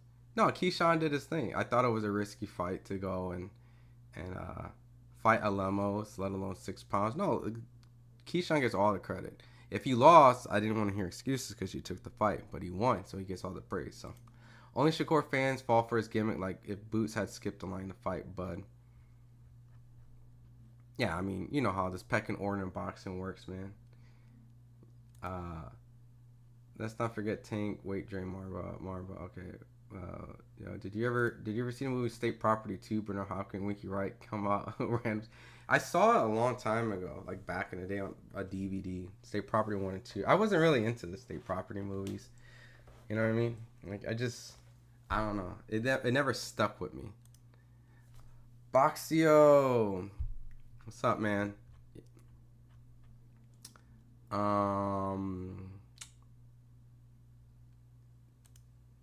This is a ploy. Tank is not retiring at 30, 31. Come on now. This is some boxing in his position always say at a point. Yeah, we'll see. But I don't know. A little bit of just talking to him felt a little genuine. So I guess we'll find out. You know, I've been around Tank for quite some time now. So this was a different energy. I type Canelo says he doesn't want nothing to do with Benavidez fight. Type it. Canelo says he doesn't want nothing to do with Benavidez fight. According to recent reports, Canelo has publicly stated that he has nothing to do with the fight against David Benavidez, essentially indicating that he's not interested in facing him at this time. Likely due to perceiving the fight is too risky or not financially beneficial enough. Oh my God. You spent... I mean, it's hey, I always appreciate super chat, but you know what? That's probably I gotta pin this. You know what? You're getting pinned. Can I even pin super chats? I can't. No, yo, YouTube need to get their shit together. I should be able to pin a super chat. That's hilarious. All right, let's do the key points. I want your hard-earned money spent well. Key points of the situation. Canelo's stance. Canelo has repeatedly expressed a lack of desire to fight Benavidez. Claim it's not a fight that he wants at the moment. Potential reasons. Some speculate Canelo might view Benavidez as a dangerous opponent with a powerful punching style, making the fight a high-risk proposition. Fan perception. This is a stance that led to criticism from some boxing fans who sees it as Canelo ducking a tough challenge. AI is diabolical. AI is diabolical. Hey, this is how we're going to get all our information one day, man, because they got the source links and everything, all right? Look, they even, like, reference videos and stuff. Forbes. They're referencing Forbes to make that point. That's hilarious. All right, I'll read a couple more.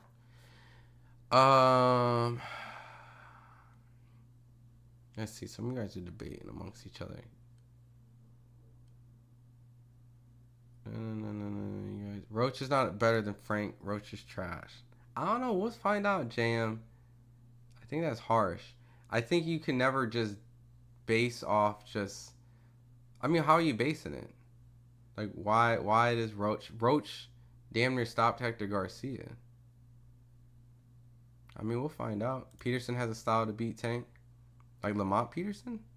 Like back in the day? I mean, they were homies. They trained at the Headbanger gym. Yeah. Lamont and Tank fought amateurs against each other. Yeah, and Tank has a lot of respect for him. Yo, I also found out that his dad told me that he coached Tank during the Nationals before because one of Tank's coach wasn't available at that particular time. And where is it? Yeah, it's in this part right here. Tank is done with boxing. That's what it feels like. Tank seems to be at peace. Got his bag and ready to get away from the trolls and even regular fans and do his own thing. He's also said like he wanted to go to college. Like I have it here too. He spoke on how he wants to go for business management and he wants to go to school out in California. So he kind of already has like some of his mindset already planned out. So Tank simply wanted to have a big breakthrough fight for this year, but unfortunately he couldn't get it. Now he's stuck with Roach until his team decides his next move. And maybe the Lomachenko fight probably did kind of, That's a good question that maybe during fight week I can probably ask that when I head out there. And ask Tank like, hey, maybe not fight week, maybe post-conference. Because, that's a more, because he's not going to be like, it is what it's fight week. Like, it's whatever. Maybe a post-conference time, post-fight, that might be something, but we'll see. FightHype, do you know if Shakur really denied the fight with Tank? No, I can't actually disprove that. I can't prove or disprove it. I mean, there's people that I know that are very close to Shakur that feel very highly offended by the things that was said over the week and was about from Steven Espinoza that they didn't feel was true. But I can't really take a side on what's true because, I wasn't there. I'm just reporting from both sides. So, yeah, that's why I took the Bread and fight. Let's see. I have heard things but cannot find any articles and interviews. I don't care if it happened or not. And, okay, I wasn't sure.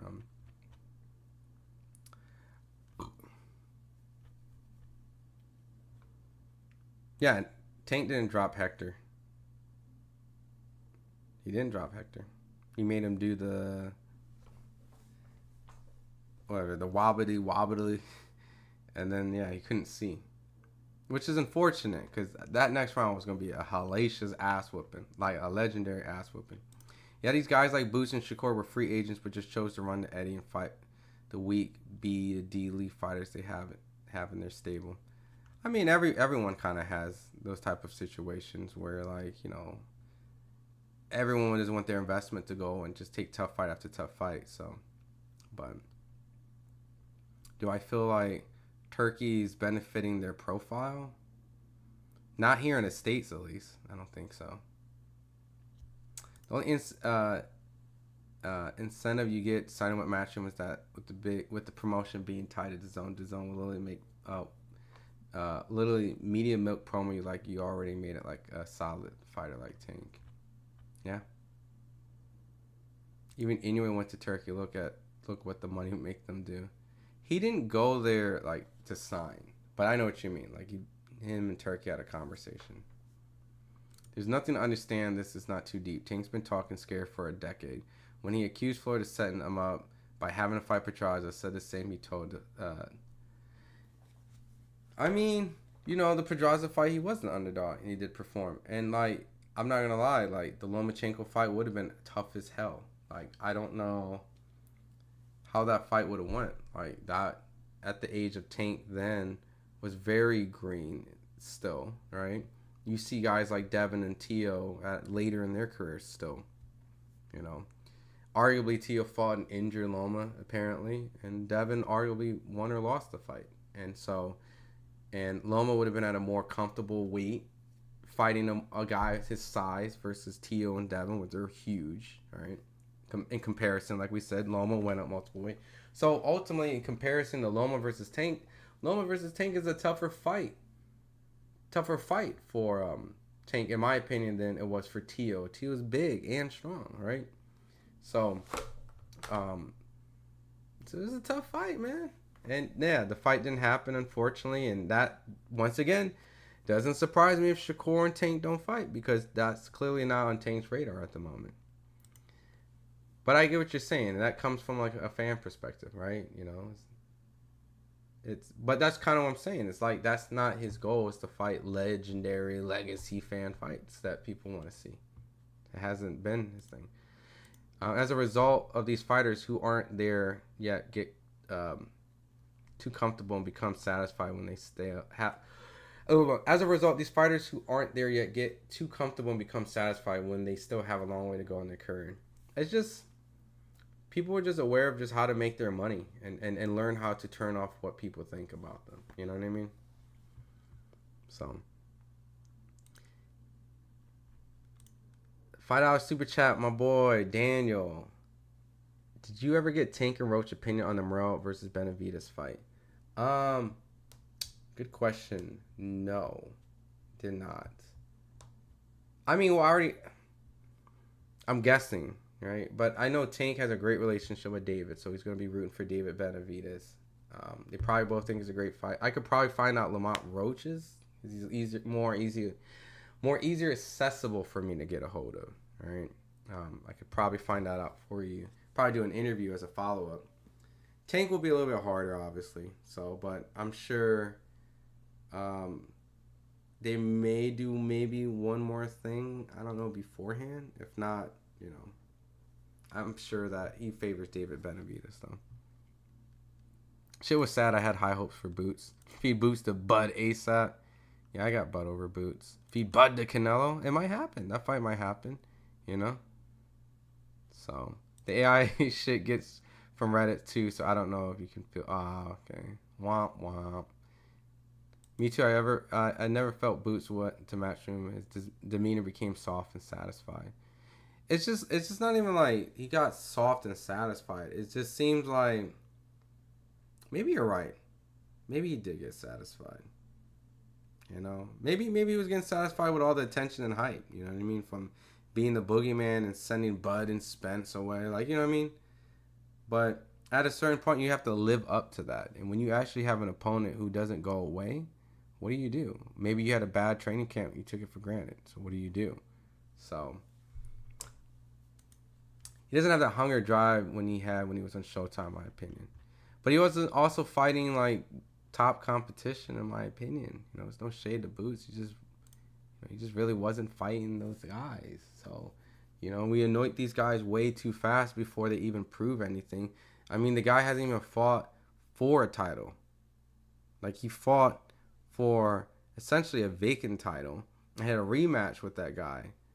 You know, like, he didn't fight a champion. You know, he fought Sergey Lipinets and he moved up in weight, but he hasn't fought a reigning defending champion and took his belt. So, like, there's a lot of stuff these guys all have to do before we can really actually, like Tankwell was like 21-22 when he fought Pedraza as an underdog. Like, you know what I mean? I know that his career isn't like glorious of a Sugar Ray Leonard of fighting every known name commodity that people want, but he's been in an underdog fight against a current defending champion. Boots like needs to do that. You know what I mean? Like, that's what I'm saying. Like, we have to like slow down with a lot of these guys. And you know, I think Shakur is talented. I think Shakur is up there. He's good. But, you know, Shakur's fought for what, 2 vacant titles? So it's like, you know, at a certain point, like, a lot of these guys are very similar, and that's why we want to see them fight each other. But, you know, comparing like Boots to Bud is like insane, based off, like, in my opinion, of like what they've done in the sport. It's just, you know, that experience level was so much different, you know. So sorry for the rant here, guys. I felt like this had to be addressed. It's all good.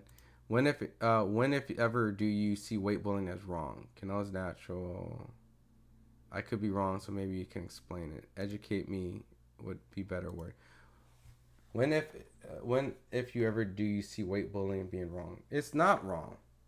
Here's the thing about weight bullying. If you make the weight, you make the weight. If you guys agree to fight at the weight and you guys get in the ring, it is what it is, you know? I mean, it's very obvious to tell who's bigger, but at a certain point, it's like you guys make the weight. And if you don't want to fight essentially what you consider a weight bully, then you don't fight the guy.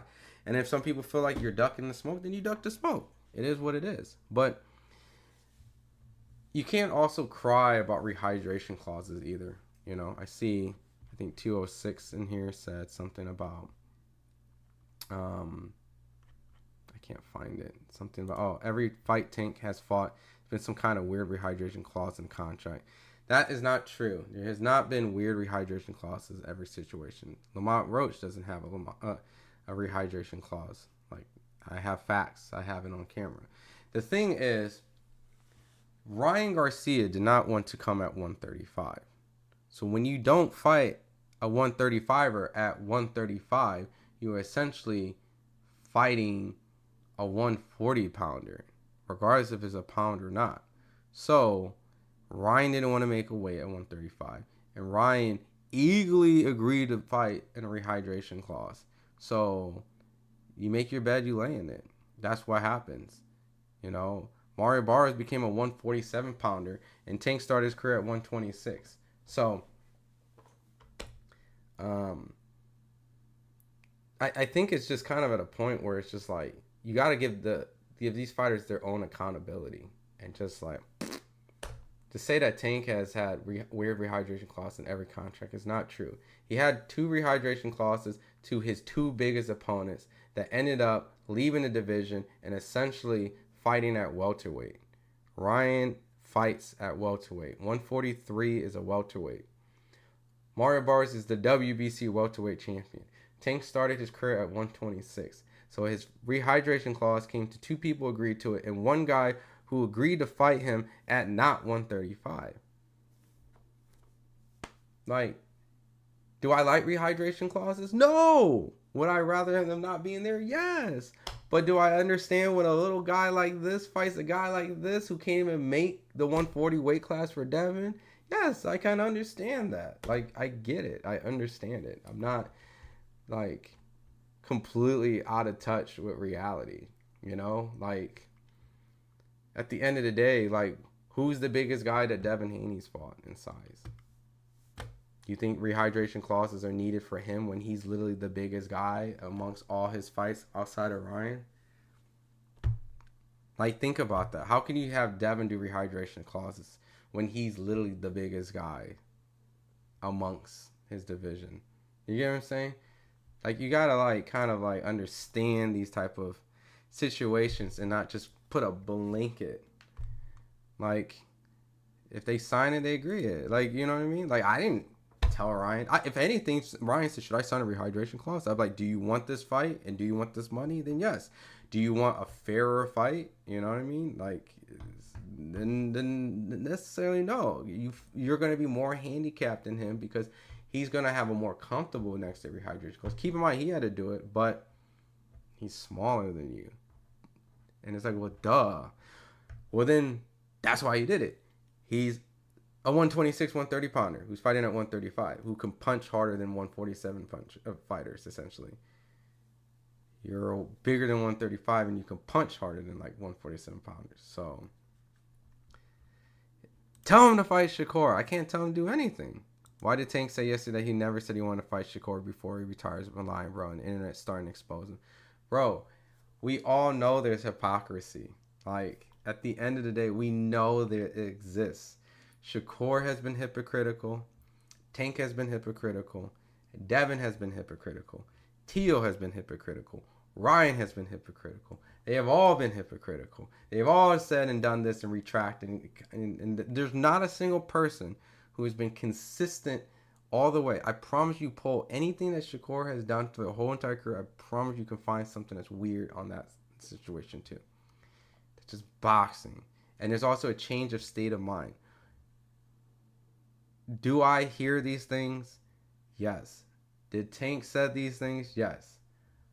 But can you change the fact that he wants to have these fights? No, it's on him. He's the deciding factor. And yes, he can lose fans doing it. That's just what happens in the sport of boxing. You know what I mean? And it's just, it is what it is. So, and as a hardcore boxing fan, do I want Shakur versus Tank? Am I going to advocate them to have a fight? Yes. I'm not here to say that I don't want the fight. and I wish I didn't. I want the fight. I think it's the most important fight to have in this division. You know, with Lomachenko excluded out, it really is. There's really no fight, and plus they're closer to weight. When we talk about rehydration and weight and on, Tank and Shakur are both identical when it comes to starting their career at 126. Tank's older, so by the time Shakur got to this weight, Tank moved up. So I'm not in any shape or form here to say that Tank doesn't have a consistent talk path. He doesn't. But I also understand that you can't force the guy and he can change his mind. So if you say that's a duck, then I'm with it. I'm with it. I'm with it. You know, some people say that Shakur didn't sign the PBC and didn't do all these type of things, so that's a duck. I'm with it. I'm with it. There's enough duck narratives out there in the world to hand to everybody. Everybody's a duck, and I'm with that, right? I threw a lot of duck cards at Gervonta Ennis recently. I threw almost like my whole stash of cards throughout last week and shit, you know? So it's unfortunate that when you latch onto these fighters and they say certain things, and then when certain things become better in the situation, they make more money or networks change, and now they're the A side or certain stuff, then ultimately at the end of the day, for me, I'm like, you know, I don't hold these guys to a situation where they're not going to be hypocritical. Like, think about this. The fighter that goes, give me a chance, becomes the guy that says, what have you done for me? What have you done in the sport? Work your way up. While asking the next guy they want to fight, give me a chance, and they say, work my way up. You get what I'm saying? Once you're asking the man to be in the spot and you get the spot, then you ask, someone else asks you to be the man, you run the same games, you run the same drills, you run the same thing. You know what I mean? There's never really like a guy who gets in the spot and it gives everybody an opportunity. You know what I mean? Like it just don't really, unless the money is monetary, like mwah, chef kiss, great, can't turn it down.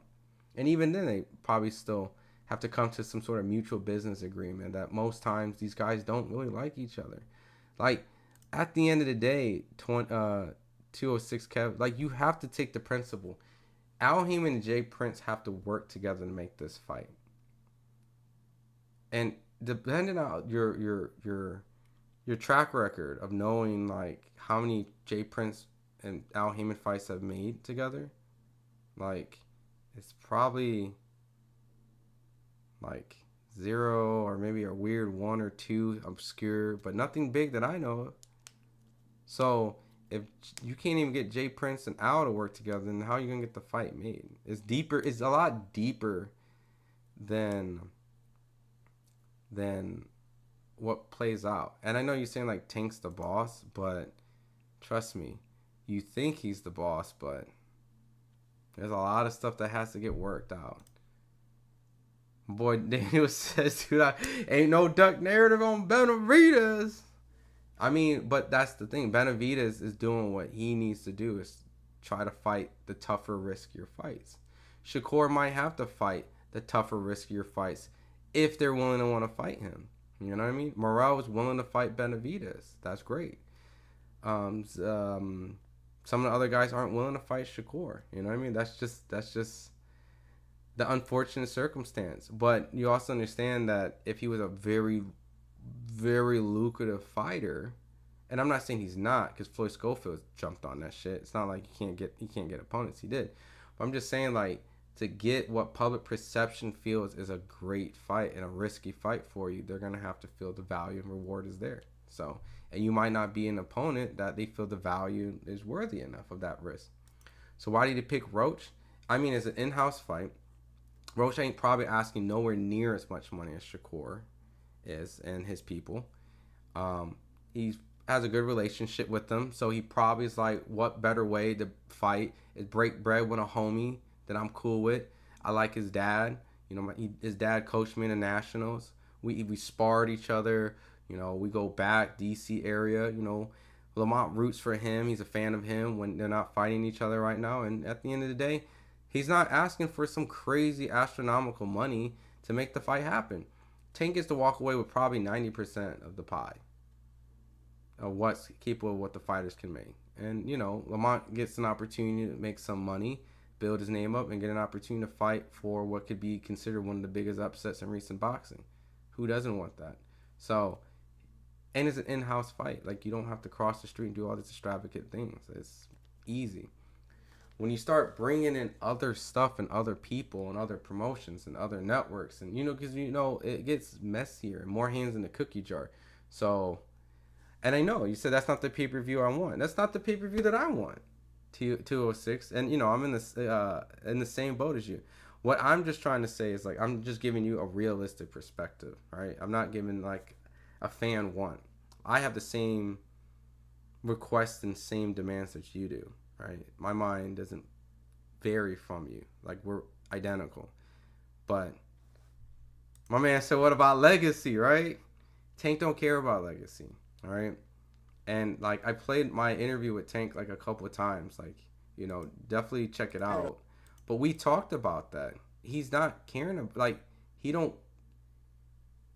I brought up Mike Tyson to him in this interview because Mike Tyson later on said, my belts are garbage. It means fucking nothing. Like, none of this matters. Tank has taken the part of Mike Tyson where he's like, none of this matters. It's just, what I needed was the money. And Tank has looked at himself as a kid who would sleep. Like, I went to Baltimore like a couple weeks ago. It's not a great neighborhood where Upton Boxing Gym is. It's not. It's a pretty rough area. They did a charity drive. He went to feed the homeless and gave out these really nice coats. Let me see if I can find it, right? And, like, he would be sleeping right in front of this place right here until they open up the gym. And cops would come over and pick him up and say, like, because he was sleeping, and say, like, get away from the door, you junkie. And he's like, I'm not a junkie. I'm just a kid just waiting for him to open up. I'm just waiting to box. So him escaping this reality and coming to where he's at, he already feels like he's already won. You know what I mean? Like, he already feels like he's accomplished what he needed. Everything else is just subpar. Shakur might be the boogeyman in many people's eyes, but I don't think Tank views him as a boogeyman. It's just, you get a chance to talk and be around and hang around and meet these guys. You start actually having deeper conversations beyond the, well, what do you want to fight? You know what I mean? So it's just boxing. I don't want to say it like as like that, but it's like, once boxing's done, like, did you guys saw the Mike Tyson the Mike Tyson thing when he talked with the little girl, and she said, like, what's this for your legacy or something? He's like, legacy is nothing. Who cares about legacy? Like, legacy, what? Like, so someone could sell my, like, whatever, boxing gloves for money or whatever. Like, that means nothing. The only thing that matters is my kids and how my kids view me, right? And I don't want to make this like a deep thing, because at the end, I'm a boxing fan. I want the best fight the best, right? And that's what I'm advocating. I'm not advocating as this to be the norm. But when you're like in a special position, right? Tank is in a special position. He's been able to fight on extravagant cards like Floyd and Conor and remove himself from having to use belts as a promotional tool to prove to people that he's valued watching. He is now at a commodity spot where he might not even know what fucking belt he has. Like, think about that. I bet you, to prove my point, like, I really wish I had, like, one day, like, to have, like, an hour interview with Tank. I will prove my point. Like, Tank, what belts do you have? Name all the belts you have. He's going to be like, fuck, man, I don't know. What belt do I have? I don't know. I have a belt? Like, bro, I'm serious. Like, yeah, you got a belt. You got the... I don't know. I don't know what belt I got. I promise you. So, like, what the purpose of me doing these lives is to kind of give you guys more than just an interview. Like, I tell you, like, what I honestly am able to be privileged of seeing and talking to these guys and really give you guys it's not... Like, and at the end of the day, like I said, this is not sexy. This is not this is not the Leonard Hearns. It's not even Earl Spence and Crawford, right? Earl Spence and Crawford were both like, yeah, big fish, you know, Crawford coming in the hallway like, yeah, when I do step, like, you know what I mean, that out, we just left Crawford Spence, right? And that fight almost felt like it wasn't going to happen until those guys got on the phone and worked things out. So, you know, we just have to just accept that we're in a time capsule and we're waiting for it to send us off to a time period where there's 2 fights that we want. And guess what? Before Tank's fight, we got David Benavidez versus David Morrell. You know, we got to take that fight. You know, and shameless plug, but I just interviewed David Morrell. You know, so you know, obviously check that out. But Tank is in a special position, and only at a certain point you can push a demand on him that he's just gonna get tired of it. You know. So why is Tank always $5 super chat? Navarrete, man. God damn, bro. You are the truth today, man. Where do you want me to go? You want me to go to like David Benavidez' camp? The way that you super chat? Shakur ain't no boogeyman. I'm dead. De Los Santos is Shakur's boogeyman. They should do a rematch. I really wish. And ultimately, Shakur addressed that. He's like, De Los Santos would be a boring fight. And he has to work his way up. Like, he hasn't done anything to deserve a rematch. That's what Shakur said. I'm like, what? Y'all should do a rematch. But, see, you know what I mean? The shoe on the other foot, you know? It don't really, you know? And I know he had one hand, bro. Like, I believe Shakur, too. Like, I was around Shakur around that time. And so, and he wasn't himself. But, in my mind, like, do the rematch and rewrite what people have in your mind about De Los Santos. But, so, yeah, because he feels he ain't worthy. How's the guy that got a split decision with you not worthy of a rematch? So, bet you Tank won't fight him. I think Tank just don't really care. Like, I think you're missing the whole perspective. Like, Tank's not scared. Like, he's not scared. He just don't care. Like, I don't know how to explain that without, like, offending, like, hardcore boxing fans' perspectives. It's like, he just doesn't care about that shit. He just, the stuff that we care about as how we deem a fighter as the best or credible, he just really doesn't care. He could be totally content without fighting certain guys, you know? If the right money, he will. Maybe the right money works out. And the reason why, like I said, that maybe the Roach fight works out is because Roach is probably asking for 2% of the pie. You get Shakur Stevenson in there, Shakur's going to ask maybe 40, 35% of the pie. You know what I'm saying? Bigger pie, but still, maybe the percentage Tank is getting out of the bigger pie is not worth it in the smaller pie when he gets majority of the pie.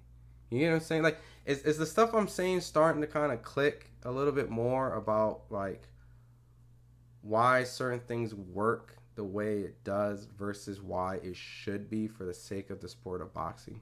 Tank needs to go on and say his soul searching ass down somewhere. I mean, look, you're a paying customer, brother. I'm with you. You're a paying customer. You work hard. You don't want to hear this sappy ass blah blah blah shit. That's how you feel. The best should fight the best. I ain't here for you to hold up division, drop the belt. Motherfucker don't even probably know he got a belt. Kev, the funny thing is he don't probably even know he has a belt that he's holding up. That's the comical part about this. He's like, how am I holding up the division? I don't even want this belt. You can have the belt. And what do you think the sanctioning body's doing? Having him keep the belt. They don't want him not to have the belt. So imagine the guy going, I don't want it. And they're like, no, you keep it. I don't want the belt. Nah. I don't want to fight these mandatories. You don't have to worry about mandatories. You don't have no mandatories. You know what I'm saying? You have no mandatories. Well, I don't want to pay sanctions fees. You get the lowest of the low of the sanction fees. Like, you get like 0.0. Don't even worry. The sanction fees on the house on the next one. I still don't want. Just keep the belt, Gervonta. Like, that's how this works, bro.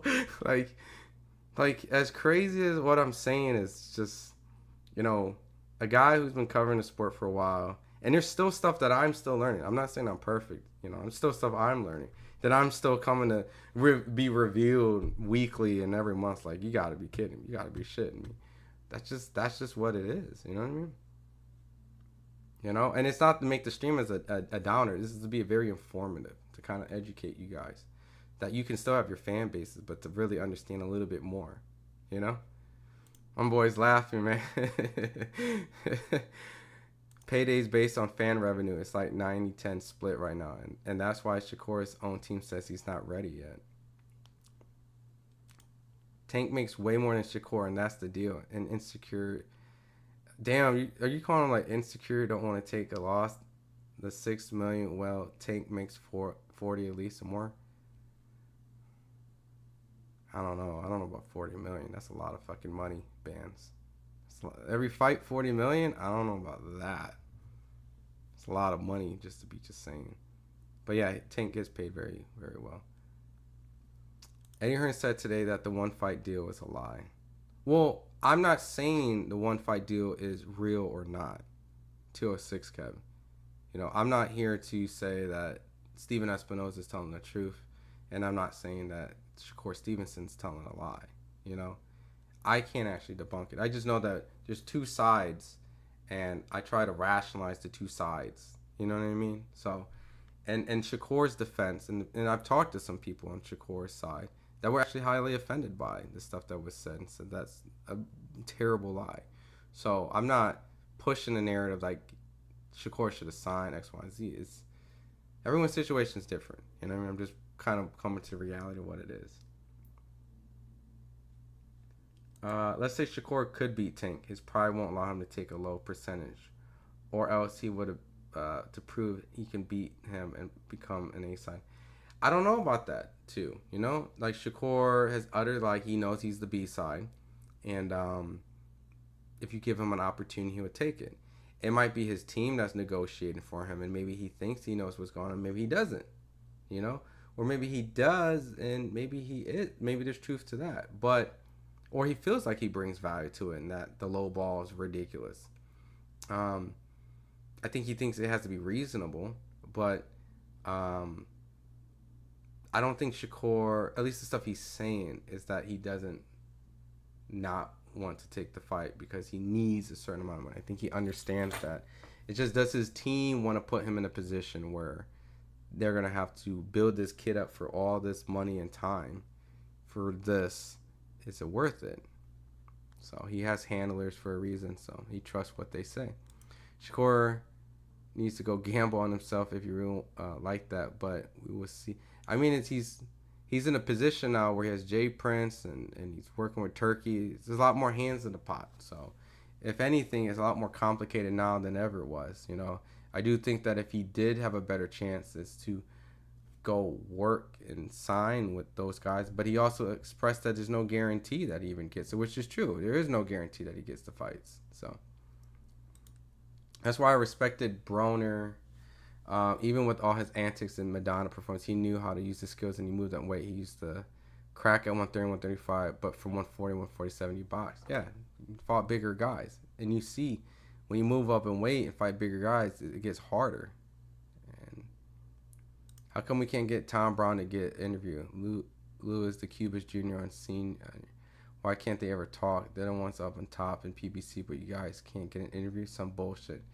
You know, I'm gonna be very honest. It's kind of obvious, you know, why they don't really do interviews, right? I haven't really tried to get a Tom Brown interview, and it's mostly due to the fact that, let's say during a tank press conference, right? And Tom Brown, which Tom Brown wasn't there. I think Tom Brown was at David Morrell, David Benavides. I'm usually going after the Tank, right? Because at the end of the day, Tank is the views. I have to go get Tank. I go off and get Tom Brown over Tank. You know, I'm a dickhead. So Now there's like I got like 6 people and everyone's everywhere and everyone's covering everybody and I slide off to a Tom Brown maybe, but I can't really put that on Tom Brown because I've never actually, you know, requested a Tom Brown interview. But you know, Matador, if it's really up there, I can ask, but he could be a politician himself. You know what I mean? You know, these guys aren't stupid people and they know how to not like show their hand about very private information. You know, Tom Brown, the promoter, the matchmaker, and Louis DeCubas Jr. I don't even think I see him anywhere. Like I can't even recall seeing Louis DeCubas Jr. in general to even get that. So, but Matador 4, if you see a Tom Brown interview up, it's for you. You know what I mean? I got you. So we'll see. And if I don't get one, and you say, hey, you come back, have you ever to get one? I'd be like, yo, I've tried, I can't get one, I didn't get one. You know, I'll just tell it how it is. So, but I'm not gonna sit here and say, you know, we can't get Tom Brown. I just haven't really tried. So that's just me being honest with you. So, Shakur said that he was the B-side Tank fight time and time again. Stop it. Yeah. Shakur did say he was the B-side, so I'm in agreement with you. He's very aware of where his position is in that. The Devin fight, he feels he's a lot more to that, and that's where it gets a little bit messy with that one. Shakur's not just scared of loss, but he also a brutal KO. I don't get that from Shakur, honestly, Mark. I really don't. You know, I've done a camp with Shakur. I've seen him train. I've covered him for a long time. I don't see that with Shakur. I think that'd be disingenuous for me to think or believe that, for being around him and seeing him. Maybe his style is very like, don't want to get hit. But him being scared, I never got that from him. Personally, but I could be wrong. Have you ever met the Godfather, Al Heyman? No, I have not met Al Heyman. I have not been fortunate. He does exist. I know people that do know him. I just never met Al Heyman. I came in at a time... Like I could point to Al Heyman video, like he exists. Like for me to talk and see Al Heyman, right? And I'll be honest, would have to be like right when PBC started, or when Jermaine Taylor was fighting, right? Let me get a still shot of. I can't play the video, but I'm gonna get a still shot. I'm gonna show you guys a video that you can watch, right?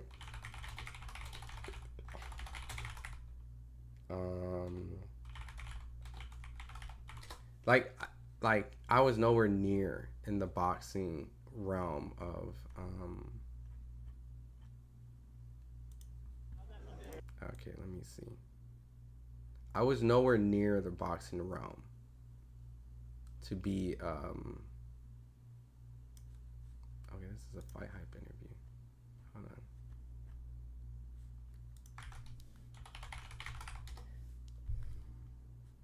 Okay.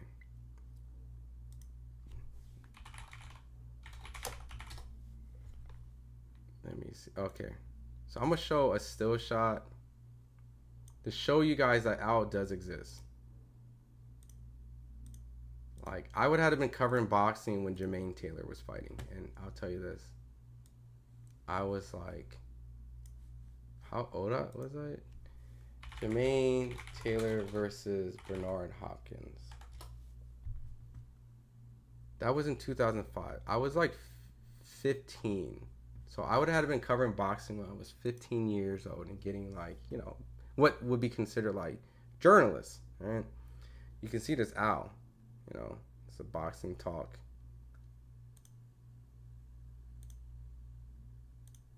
Yeah, he would have been popping up and I'm like, oh, what up, Al? Like, that's how long ago I would have been covering boxing. So no. But I would have told you the time period that I would have probably if I was. So. I personally don't like Shakur kept preaching USA his whole amateur career to get Olympics, but once he turned pro, he said he's Boricua that grasps the fan base for clout. I don't want to do that because, you know, I know his upbringing was, you know, with his father and things like that. He's just getting more in touch with his Puerto Rican side. So I'm not going to put that on Shakur either. You know, Shakur, do you try to use Boricuas and get booed? Yeah. Yeah, I'm not. It's. I think that's unfair. I'm mixed. I mean, I was fortunate to have my father and my mom, so I was able to identify and claim both. So I don't know. I don't really know what, you know. I think it's unfair to say that he can't. You know, that's what he is. He is. And I paid for it. Very true. Yo, bro, who's the one fighter who or celebrity you met that was the most disappointing and that was just mean? I don't want to out this fighter, okay? I'll give a clue. Maybe one day I'll tell you.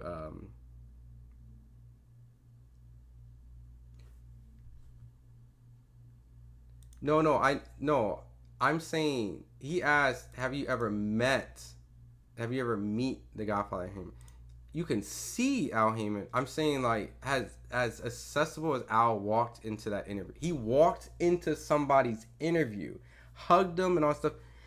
Yo, what up, Al? Yo, what's up? That is meeting. Seeing Al from a distance or something doesn't count. I'm talking about a time that I would have probably been able to meet Al, and it's very accessible. Al was not accessible at the time with Floyd and Shane Mosley. That is not accessibility. You get what I'm saying? I wouldn't have been able to just cross, and that would have been almost a rare encounterance. You know what I mean? So that's what I'm saying. So I would have to go back to have a most likely situation like that. So, but no, I'm not gonna out the fighters. I can say like, to me, and it's more like when I came into boxing, it probably was like a lot of people that didn't know me. Now, because I've been covering for a long time, and even now, there's still like people that still don't know me. But no, it's just a matter of just a couple big, guys. They're big. You know what I mean? At that time, you know what I mean? To me, now after I met them later, they were cool. But I remember, all right, I'll do one. I'll tell one. One of the fighters that was mean? Was he mean? He was very short with me. Then he was later, like years later, was way more jolly. No, I'm not gonna do it. I'm not gonna. I'll save it up for another story time because I feel bad because they were cool with me afterwards. So, bro, sound like Eminem when he's seen Santa. He does exist. Crazy because a lot of Hispanics support Tank and he doesn't talk about them. Pesa Pluma got a song about him. Yeah, he does have a song called Gervonta. I don't know. I just think for some reason Tank is able to resonate with people. And when I was at Tank versus Ryan Garcia at that fight, dude, like that whole crowd, even the Hispanics, Mexicans, Latinos, they all cheered for Tank. Like all cheered for Tank. So he got hardcore. He got that boxing fan base. So. Hey, good night. Hey, I appreciate all the super chats. They're going to be used for the next event, man. These shorties is calling, man. Yo, protect yourself, man. Don't be having little Daniel Navarretes running around in the streets, man. These OF girls are getting more trifling I'm seeing out here, so make sure you get a good one, man. Matador says, fair enough. I just want PBC to have a true spokesman. Matchroom has Eddie, Top Ring has Bob, Golden Boy has Oscar, Queensborough has Frank, Boxer has Ben. They all do interviews, but PBC has no one. Yeah, it's unfortunate. And it kind of sometimes even leaves their fighters out to dry because if the fighters look stupid, then it's just on them, right? So, but, that's the formula that they rock with, and it's the formula that they've kind of created, and some fighters have benefited extremely, and some fighters have not so much, to be honest. So, we've seen the good and bad of it, but as long as their paycheck is good, so... FightHype said, "Rap Yo Willie." Yeah, man. The hell. Ali was a great person, great in person. Took a picture with him for free after people paid hundreds to have signed. Photo after hours of signing, Ali walked over and signed in, taking pictures free. My dad has some stories about Ali, and he's, so I've always heard good things about Ali, like when it comes to fans. So I never actually got to meet Ali, so that's just a fighter that I hear stories about all the time, people's interactions. So that's good that I'm glad that you got a picture with Ali. Like, I think, I got pictures with Floyd and Andre Ward and Terrence and, I mean, what's actually, I actually got, someone actually took a picture of me and Tank doing an interview, so maybe that might age later on in the future. But yeah, I don't really take pictures. Like, people usually take pictures of me in an environment, and then they send it to me, and it's pretty cool. Like, I got me and Bob and working, but Ali is dope. Like, I'm not even gonna downplay that. Like, Ali is sick. Like, you know, I got an Ali Funko Pop up there. You know what I mean? I don't have a picture of Mike Tyson, but I do have interviews. I've interviewed Mike Tyson before, so I can get that off my bucket list. Exactly. Tank got fans the right way, especially after the Cruz fight. Shakur tried to get them to support him just because. It's just a matter of, you know, opportunity. You know, it's hard to compete when Tank has the pull that he does and the people. So, for instance, Tank has respect like how Medrick Taylor earned his from wars against Chavez. Yeah, you know, Tank has been in some, you know, entertaining fights, and you know, I think the Pitbull fight kind of helped on top of it. So, Latinos and Mexicans forget Tank came out with Mexican sombrero and attire mocking them. Imagine a Mexican coming out dressed with an African attire. He would get heavily criticized. There is a double standard, without a doubt. But there's also paying homage, like, as weird as that sounds. It's almost like you're catering to the fan base while also, like, you're inciting them, but you're also recognizing them as a fan base. You know, they're a very incredible part of boxing. So, trust me, I don't think... I think it's a tactic to kind of hype up and motivate, but I'm pretty sure that there's a lot of respect. You know, I mean, Tank has a lot of respect for Canelo. You know what I mean? And so, and that goes towards the country as well, in my personal opinion. You remember years ago when Leonard Ellerby kept dissing Eddie Hearn, saying he wasn't good as he thought and he was never going to do anything in American Network. Now look at things. Leonard forgotten. I wouldn't say he's forgotten. You know, I know just because you didn't see him around these Tank press conferences doesn't mean he wasn't around in D.C. You get what I'm saying? So, we'll see. But, I mean, look, everyone is doing what they're supposed to do. I think I know what Leonard means. Like, you know, Eddie still hasn't really cracked the American market. You know, I mean, using Canelo is using Canelo. Everyone uses Canelo. But I don't think he's 1,000% winning all the way. So, Ron, have you been to Louisville, Kentucky yet and visited Ali Center? No, not yet. I have not. I've been to Louisville, but not to Ali Center. So maybe if a fighter does really well from there, like a Robert Merriweather Jr., then I'll be going down there. But no, I hopefully boxing will bring me out there. Floyd wore sombrero before once. Fight once, yeah, and his uncle Roger as well. So as a Hispanic, I was never offended by Tank or Floyd. They were more mocking the fighter they was fighting. Yeah. No, and then you can hear like the admiration that they speak afterwards, right? They have high praise about Hispanic fighters. Like Floyd has praised Chavez and Durand. I know that he's you know, not Mexican, but still, you know, even after beating De La Hoya, they still consider De La Hoya a great fighter. Consider Canelo a great fighter. You know what I mean? So it's just all antics at the end of the day. You know, they respect their fan base. It's definitely to incite and antagonize. Or like when Terrence Crawford told Jose Benavidez Jr. at the Jimmy that he was gonna beat the burritos out of him. Was that also paying homage or not racist? You know, from my understanding, and I'll have to hit up Terrence, right, and ask him specifically what went down. I've heard two stories. I've heard that Benavidez said something that was that kind of incited him, but even if he didn't, like, let's say he didn't, then yeah, it is racy. You know what I mean? That's definitely not paying homage, right? If there was nothing that provoked Bud in that sense that was kind of race baity on Benavidez' end, then yeah, you know, I'll ask him. You know, he'll tell me, like, you know, but overall, if not, yeah, no, Bud was being a little racist. Yeah, that's pretty wild. If we don't get Tank Shakur, this generation's got robbed. No, it doesn't. There's a lot of fights that don't happen all the time. You know, you're telling me that Shakur can't go on and find another adversary? So, unless I work at 7 and get up at I think Bud is having his country Outback Omaha moment with Jose.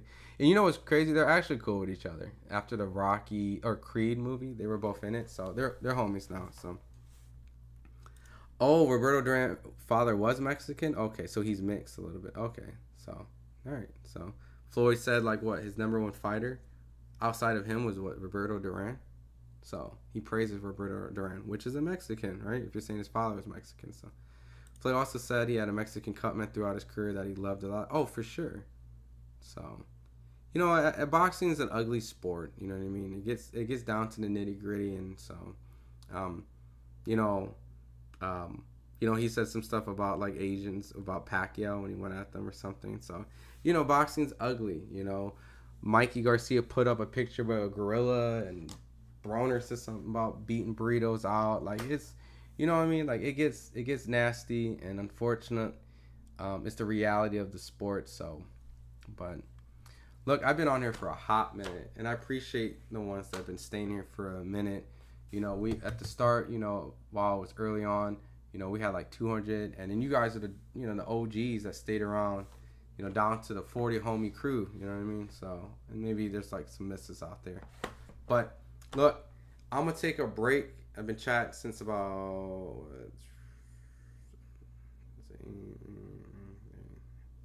almost like 4 hours.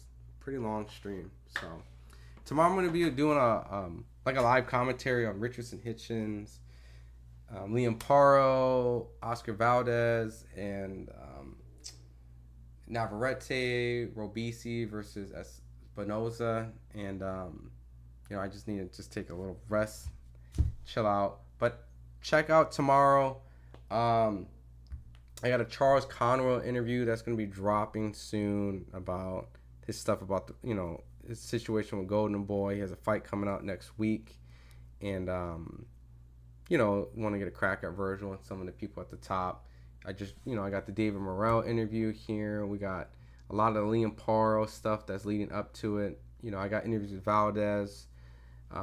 I dropped my Espinoza interview.